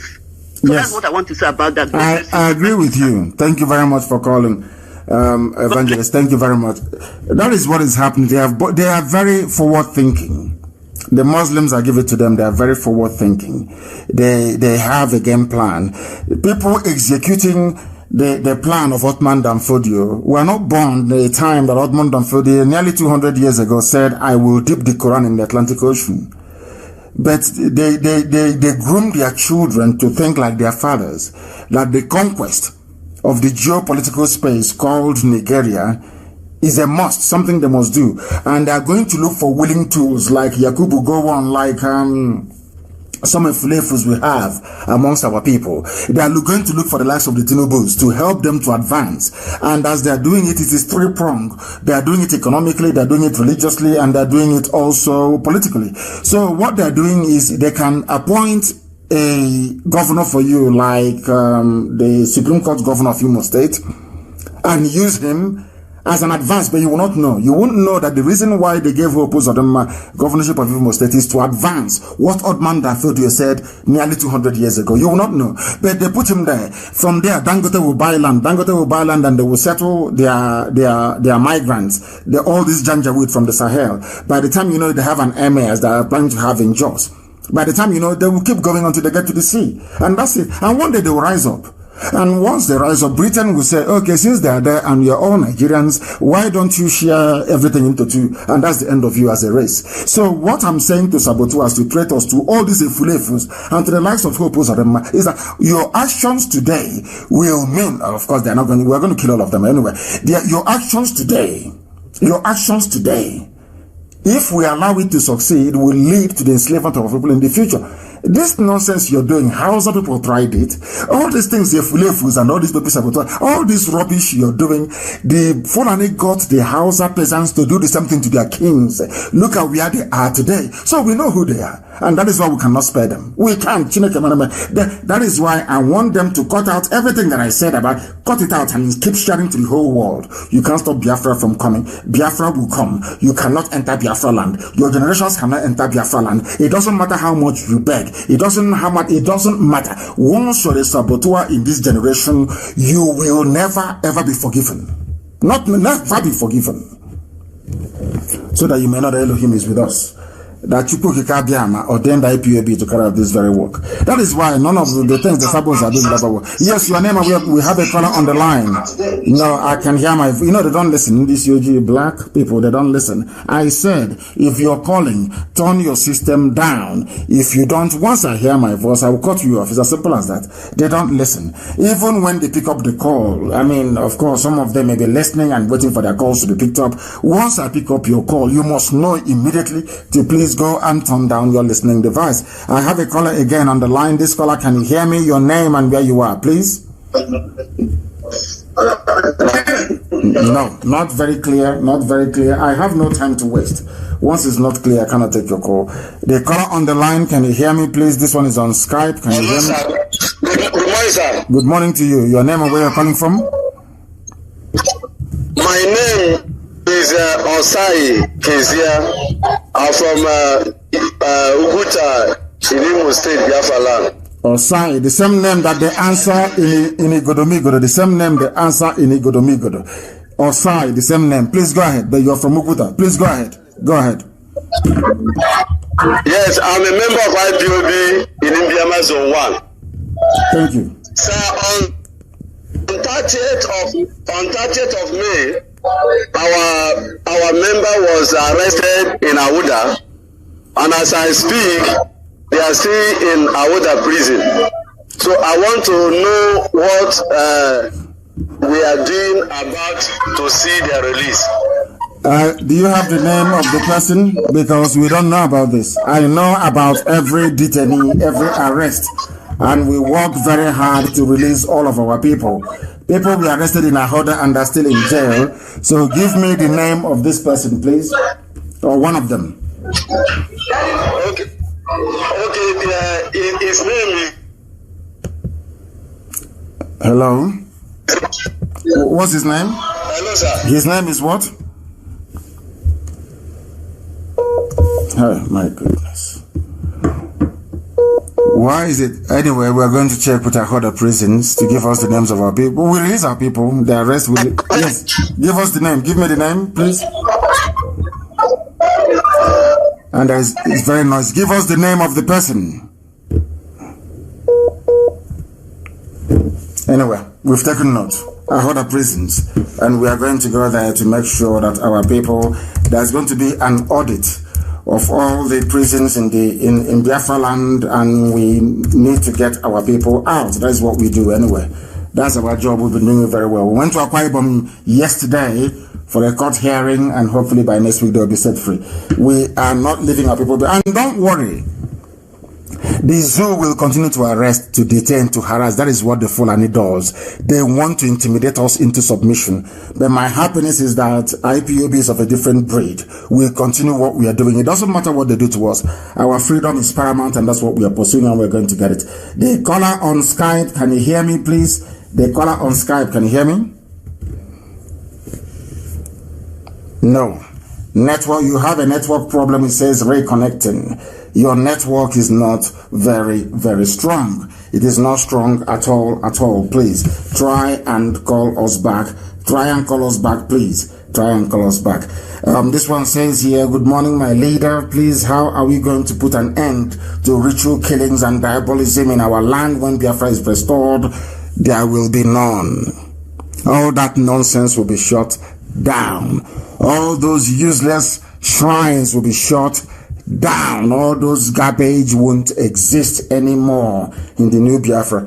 People will be too busy anyway building Biafra, because we are going to build Biafra morning, noon, and night for 75 years.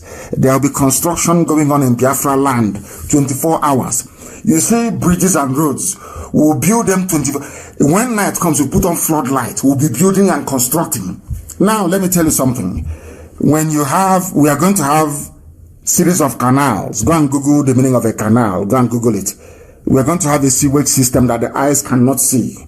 We are going to build underground water treatment plants. These are heavy capital infrastructure. We are going to build tram lines. We are going to build railway lines using steel from Ajokuta, not imported, using steel from Ajokuta, processed by our engineers. There will be so much work is untrue. There will be a grid system. Electricity will be 24 hours a day. We will be getting all these things that they promise you every year. They will put pole, one transformer. We will bring electric wire. Rubbish. We are going to build it every blessed day of our lives. And it is going to be a conduit system. You will not see any electric wire overhead. Everything has to be underground. We are going to make sure that we pipe gas to every home in Biafra land, in every village. There will be gas in every village. That's what we're going to use to cook. We will not be using firewood to cook anymore. So we know what we are doing. By the time we are finished, even Dibia that is doing ritual will be busy at work. When he finishes his day job, he'll be too tired to look for somebody to do rituals with. We know what we are doing. That I can assure you. And I don't want to reveal much because the zoo will copy it. The same way I told them about railway, and they went and started building railways everywhere, but not in the east. It was my idea. I gave it to them whilst I was in prison. I told them what to do in order to boost employment. I never knew they would go to China to go and collect loan to build railway. And I told them how they can fund the railway without any external borrowing. I gave them that idea when I was in Kuje. I gave it to them. They now went and built railways everywhere else, but not in Biafra land. And they will not come out and say openly, it was Nnamdi Kanu that gave us this idea to build all these railways. I gave it to them. I did. Zoological Republic. We are live and we are direct, and the time now is approximately, I should say, I think it's about 18 minutes to the top of the hour. 18 minutes to the top of the hour, please. 18 minutes to the top of the hour. We are live and we are direct. Everybody is going to do whatever they can to try and stop us, but they are not going to succeed. They are not going to succeed at all. I am getting a report here.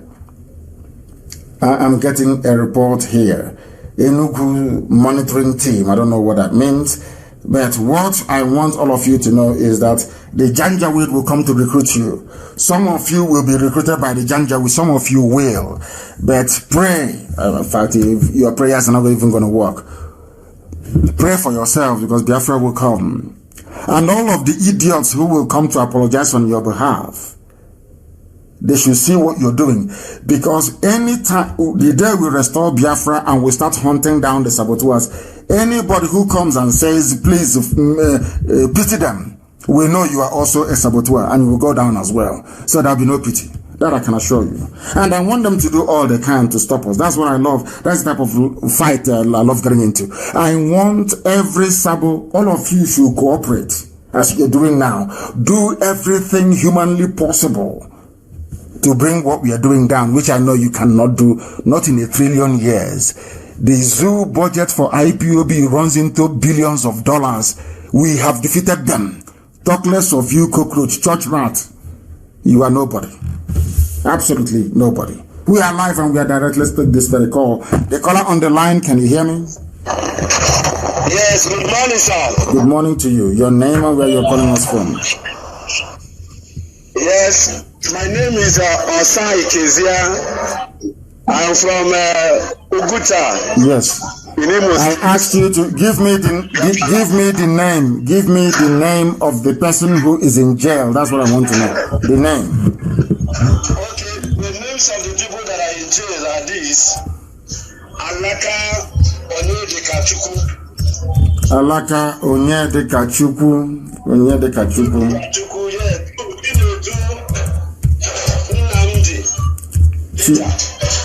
Chinedu Nnamdi Peter is also in jail. Yes. Ikechukwu is also in jail. He was arrested alongside with them. Ikechukwu is in jail. Who? The fourth person? Four. Felix Samson. Felix Samson, yes.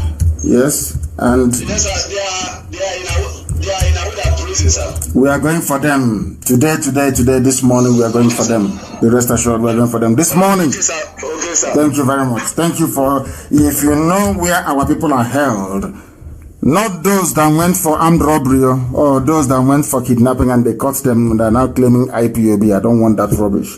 I want IPOB genuine hardcore that we are arrested.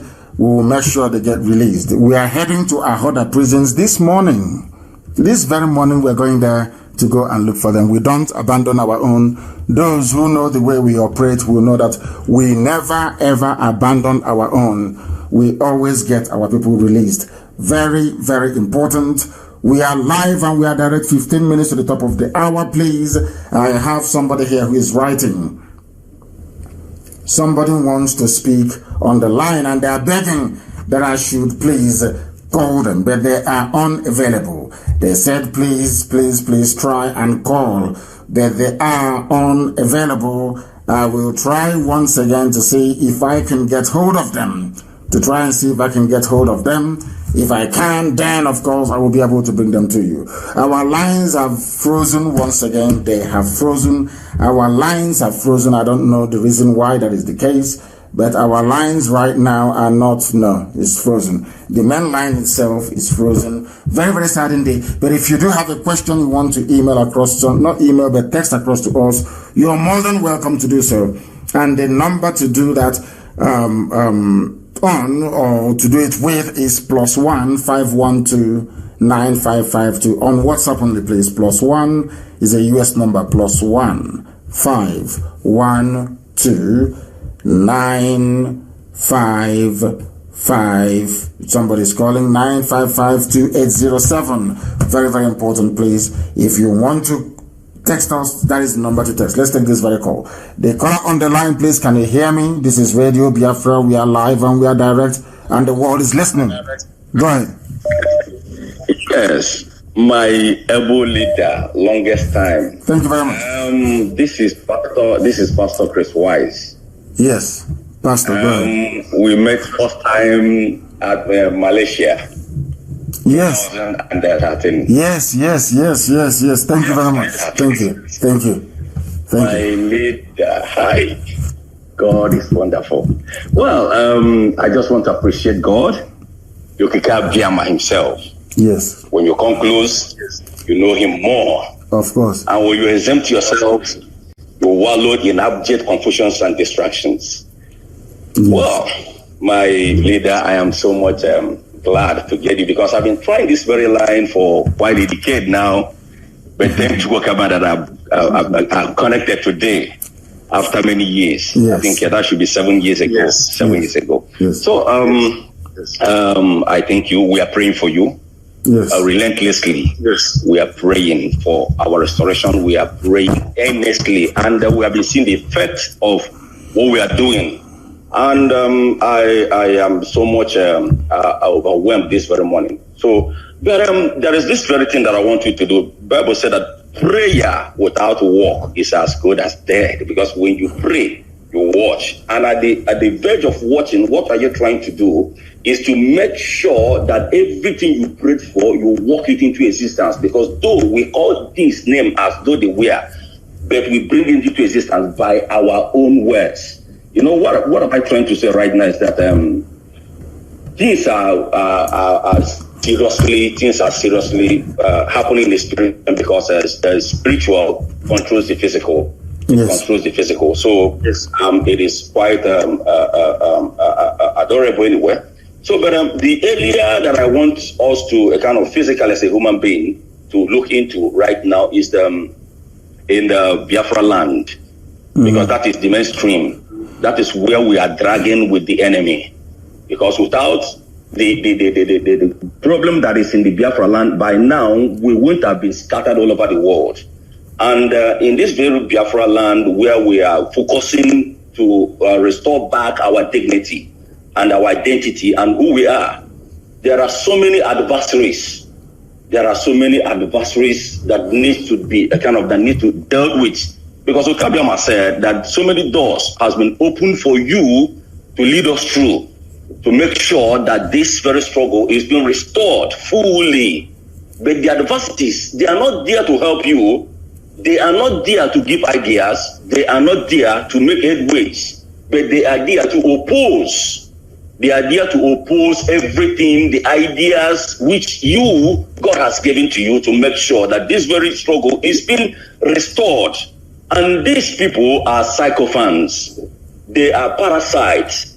They stand in the doorway of Biafran restorations. And I know, according to the word of Tukabiama in the book of Jeremiah 16:16, said that you will fish them out, and which God has been speaking to you, Okabiama has been speaking to you, and they have been fishing out right now. Because if things that is happening right now has never happened before, and I want to thank you. I want to encourage you more to do more in the areas of the coordinating units, especially in Biafra land, starting from. Yes, hold on. I have a caller on the line, Pastor Jack. Stay where you are, and the rest of you stay where. I'll come back to you after this call. Please go ahead, Pastor. Go ahead. Another pastor is on the line. Please go ahead. Go ahead. Okay, so what am I trying to say is that the area, because the Anambra is the mainstream, the head, because when the head is being struck, every other entire body will feel the pain.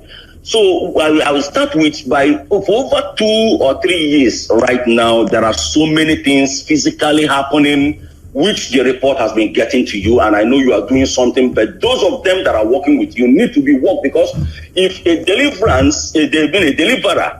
that needed not to deliver himself, but he wants to deliver so many people, I mean the coordinating unit in that very place. So we need to look into that very area to do some certain strategical reshufflement and to make sure that things come back to normal, because every one of us started from this very radio. And we started from this very radio. We come in contact and we believe, and we now take an oath to make sure that this very struggle is being restored. And anybody that is using the Nigerian techniques, using the zoos, a kind of platform, using the zoos initiative to coordinate in this very struggle to frustrate members, to frustrate your ideas and your vision, has to be fished out. Because if you listen to some certain reports, you will know that a lot of things are happening. How come if things are not happening, why is it that some of the radio stations are not functioning and they will call you to give you fake information that things are working? Because if those areas are working, I work on televisions, I work on radio, I work in so many departments in IPOB. Then, but when you check the traffic of calls that have been coming from various places, you find out that these very areas are not even, they are not in limelight. Many of them, when they called, they will tell you they are not listening to radio. The radio has been down for more than months. And they just tried the line and they got through. They don't know what the topic of the program was. And you find out that these are the system, because let me just tell you, sir, what I want to say is that if you open up a business and God help you to expand and enlarge your coast, and despite the little days of your very beginning, I don't even think that the new one you open can be established fully. Because the very old one was the head that supplies the branches that you initiated newly. So all you cannot be able to put back those radio stations in place. I believe that very radio stations, if you cannot be able to put it in place, we are doing double work. We are doing what? Double work. And my own suggestion is that any connector that is handling these radio stations, number one, has to be scrutinized. If they are not going to be scrutinized, they have to be removed finally and make these radio stations independent. That people will be able to monitor it, and it will be handed over to the media department to make sure that these things work normally. Finally, then my own last plea to you now is that, are you hearing me, sir? Loud and clear, so is the whole world. Please go ahead. Yes. My leader, because we met face to face, I know the spiritual anointing you carry. Because nobody comes in contact with you face to face without a transformation. So what I want to plead with you now is that if you can anchor this interactive program, at least for once with HMFO, it will do a lot of things. It will go a long way. I'm saying this, I'm saying it from my own heart. If you can anchor this very program, one day with HMFO, let's see how the enemy will penetrate. And I thank you for the work you are doing. Continue to checkmate the coordinators, because many of them are doing a lot of things. A lot of things are happening. Because when you give a struggle issue to a poor man, you will find out that very person will be so selfish and materialistic tendencies and advertisement, and it will bring kind of drawing you back, because this is exactly what happened to Lot. Lot could not forfeit a little bag from liberation, and she wants to get back to collect the things that she would have left, because where she was going, a lot of milk and honey and a great investment is over there, but because of that little peanut, she was able to kind of destroy herself and turn to the pillar of salt. But that didn't stop their family to continue in what they were doing, and they were liberated. So there are people that are withdrawn us back, especially in the coordinating units. As we have said, concerning financial unit, if they handed over it to 100%, because if not, we are doing double work. Check our radio. And again, finally, remember, if this my request can be accepted by handling anchor the program with HMFO, I will be very much. HMFO is our deputy. Why do I need to anchor program with him in order to justify something? What are you trying to say? Is that something you know that I don't know? Something you know that I don't know? No, you know everything. Okay. I say because the last time we did a program together, hang on, the last time we did a program together was in the US when I went to Baltimore, and he was there with me. Yes, I went for a meeting, and he was there with me. So should the need arise once again, of course, that will happen. I don't know. I don't want the minds of people to be wondering when it shouldn't be wondering. Our focus is on the restoration of Biafra, and that's where we're heading to. And along the way, we are going to smash every vestige of zoo behavior in our people, so that we can be fit and proper to confront the new kingdom of heaven upon the face of this earth, which is the land of Biafra. And I thank you very much that after so many years, we are able to reconnect once again. We are able to reconnect once again. Thank you very, very much for that. And we are moving very speedily to the end of the program this very morning. The time now is approximately 3 minutes to the top of the hour. regardless of where you are. Somebody asked a question, but the name is not here, but I'll go on regardless. The person asked a question. He said, what will be, you said something that you said there'll be no kings. What will be the position of traditional rulers? What is the difference between kings and traditional rulers? The difference in Biafra land is going to be that the traditional rulers are going to be the custodians of our culture and our heritage. As simple as that.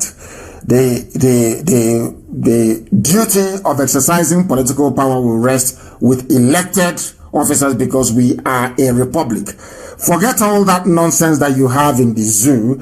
It is a republic, but you have the Sultan of Sokoto, you have all these people who are, nobody knows what it is. You don't know if it is a sultanate, you don't know if it's an emirate council, you don't know if it's a republic. Biafra will be a republic, and a republic means rule of the people, by the people and for the people. That's how it's going to be. All that anomaly we are going to do away with. I don't know if we have a caller on the line. If we don't, of course, the lines are jamming as usual. And predictably so, because a lot of people are trying to get through. Can you imagine somebody trying to call us all the way since 2013? They've not been able to get through. Only this very morning. I have a caller on the line. Can you hear me? The caller on the line, can you hear me? No, they cannot hear me. And on that note, let me see if we can take this one. The caller on the line, can you hear me? Good morning. Good morning to you. Please raise your voice for us. Your name and where you're calling from? Mazi, my name is Wada Ihechupu. I am from Caribbean. I am living in Caribbean. Which part of Caribbean are you in? Because I know Caribbean is quite a lot. I am in St. Lucia. St. Lucia. Are you part of the family in St. Lucia? Do we have IPOB family in St. Lucia? I'm not sure. I'm just asking. We do not have. We are trying to connect those in Trinidad so that we can join them. Okay. Yes. Okay. Wonderful. Wonderful. Thanks for calling. Please go ahead. The world is listening. Go ahead. Yes, Mazi. I'm so happy to get you this morning. I have been trying. I have sent text. So we thank you for the work you're doing for us. And this morning I was reading from the Simon Eber's chat that Boris Johnson is issuing a warning to his people not to travel to Nigeria. So all these our world powers, they know the problems that Nigeria is. So why are they not eager to let Biafra go? Because of what they are gaining. Because of what they are gaining. They gain free oil and free gas. And who will want to let go? That's what they are gaining. Because as in there's the same where we come from. When a place is in chaos, some people are benefiting. The cabals are benefiting. The zoo is in turmoil today, and the Fulani cabal are making so much money, stealing and looting. The same way that a zoo that is a dysfunctional zoological Republic, Nigeria, is better for the criminals and the neo-colonialists in Europe and in America, is the simple truth.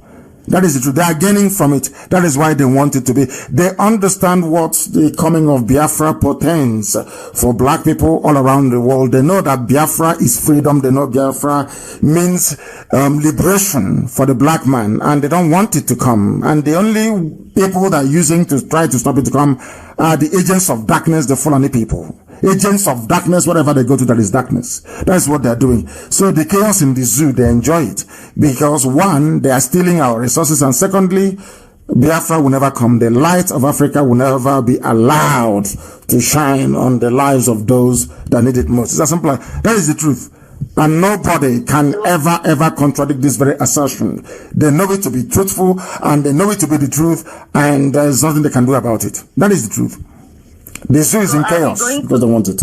Go ahead. Are we going to get our freedom if they are behaving that way? Nobody. That is why that was why I called it the last miracle on this earth. I called it the last miracle for the very simple reason that despite all the machinations and the shenanigans of our enemies, Biafra must be restored because it's a divine mandate from heaven itself. And God created everything that we see around us. And God made Biafra, not Lugard. So Biafra must come. It is the promise from God. If Biafra doesn't come, then there is no God in heaven. Because that's the promise that God made. that Biafra will come. If we return to him, that he will come. And I said to him that there's a lot of things happening. He said, go and get me 100 people only. If they believe very strongly in what I can do, Biafra will come. And unfortunately, I have not met up to 100 hardcore Biafrans. I have not. Forget all the things that you see. I have not met up to 100 people who are like me. Once we get up to that 100, Biafra will come. As simple as that. Okay, we continue to pray. We support you. Thank you very much. There are a lot of saboteurs, and others. They are working. Sabo will exist, but they will eventually die. We will set an example with them. We will set an example with our saboteurs that the whole world will hear about it. That in time to come, history textbooks will recall what befell saboteurs in Biafra land. There will be no forgiveness. I want to encourage them to do all they can to stop Biafra from coming, which they cannot do anyway. And then once Biafra is restored, judgment shall befall them. Thank you very much for calling. Thank you very, very much for calling. And we have now, the time now is approximately 3 minutes past the top of the hour. We have come to the end of the program again. Please, if you have called us today, do not call us again next week, Friday. I beg of you. Allow new callers to please air their views and their opinions as well. Very, very important. If you have anything to say to me, you can inbox me, you can write to me, you can call me, or you can leave me a note. If it is very important, I will call you back personally. I thank all of you for listening, but I must make this very point so that the people can understand it. I have said it many years ago and allow me to repeat. Every force working to stop Biafra from being restored is working for darkness, is working for Lucifer, is working for the devil. Because some people believe, especially some of them in Britain, they believe that the coming of Biafra will herald the end of the world. That's what they think. They said that's what they have seen. So it is their job, especially the job of the UK, to make sure that Biafra is not restored. To keep silent as all the mayhem, the slaughter and the murder keeps going on until we capitulate and we surrender to Fulani Janjaweedism, and that's not going to happen. Not under my watch, not once we have IPOB all over the world. It can never ever happen. Chukwu Kikabiama is with us, and this very battle we are winning, and winning it convincingly. The fact that you have some saboteurs and very weak-minded people around us is indicative of the fact that we are doing something exceptional, we are doing very well, and eventually we are going to prevail, not against these non-entities, but against the forces that actually matter. The neo-colonialists, those who are working for Lucifer, direct. We are working for Elohim Chukwu Kikabiama. We are under divine mandate to restore Biafra, and that's what we are going to do. The battle over the soul of Biafra is a battle between light and darkness. And there is a rising sun in our flag. We represent the children of light, and darkness flee when they see us. I thank you very much for listening. And do not forget what we represent, that to us, Biafra is not just a freedom fighting initiative. It is not just a project. To us, it is a religion. And here on Radio Biafra is where we worship, because Elohim Chukwu Kikabiama Brumi Yanine is our God. And from me, from here, it is good morning.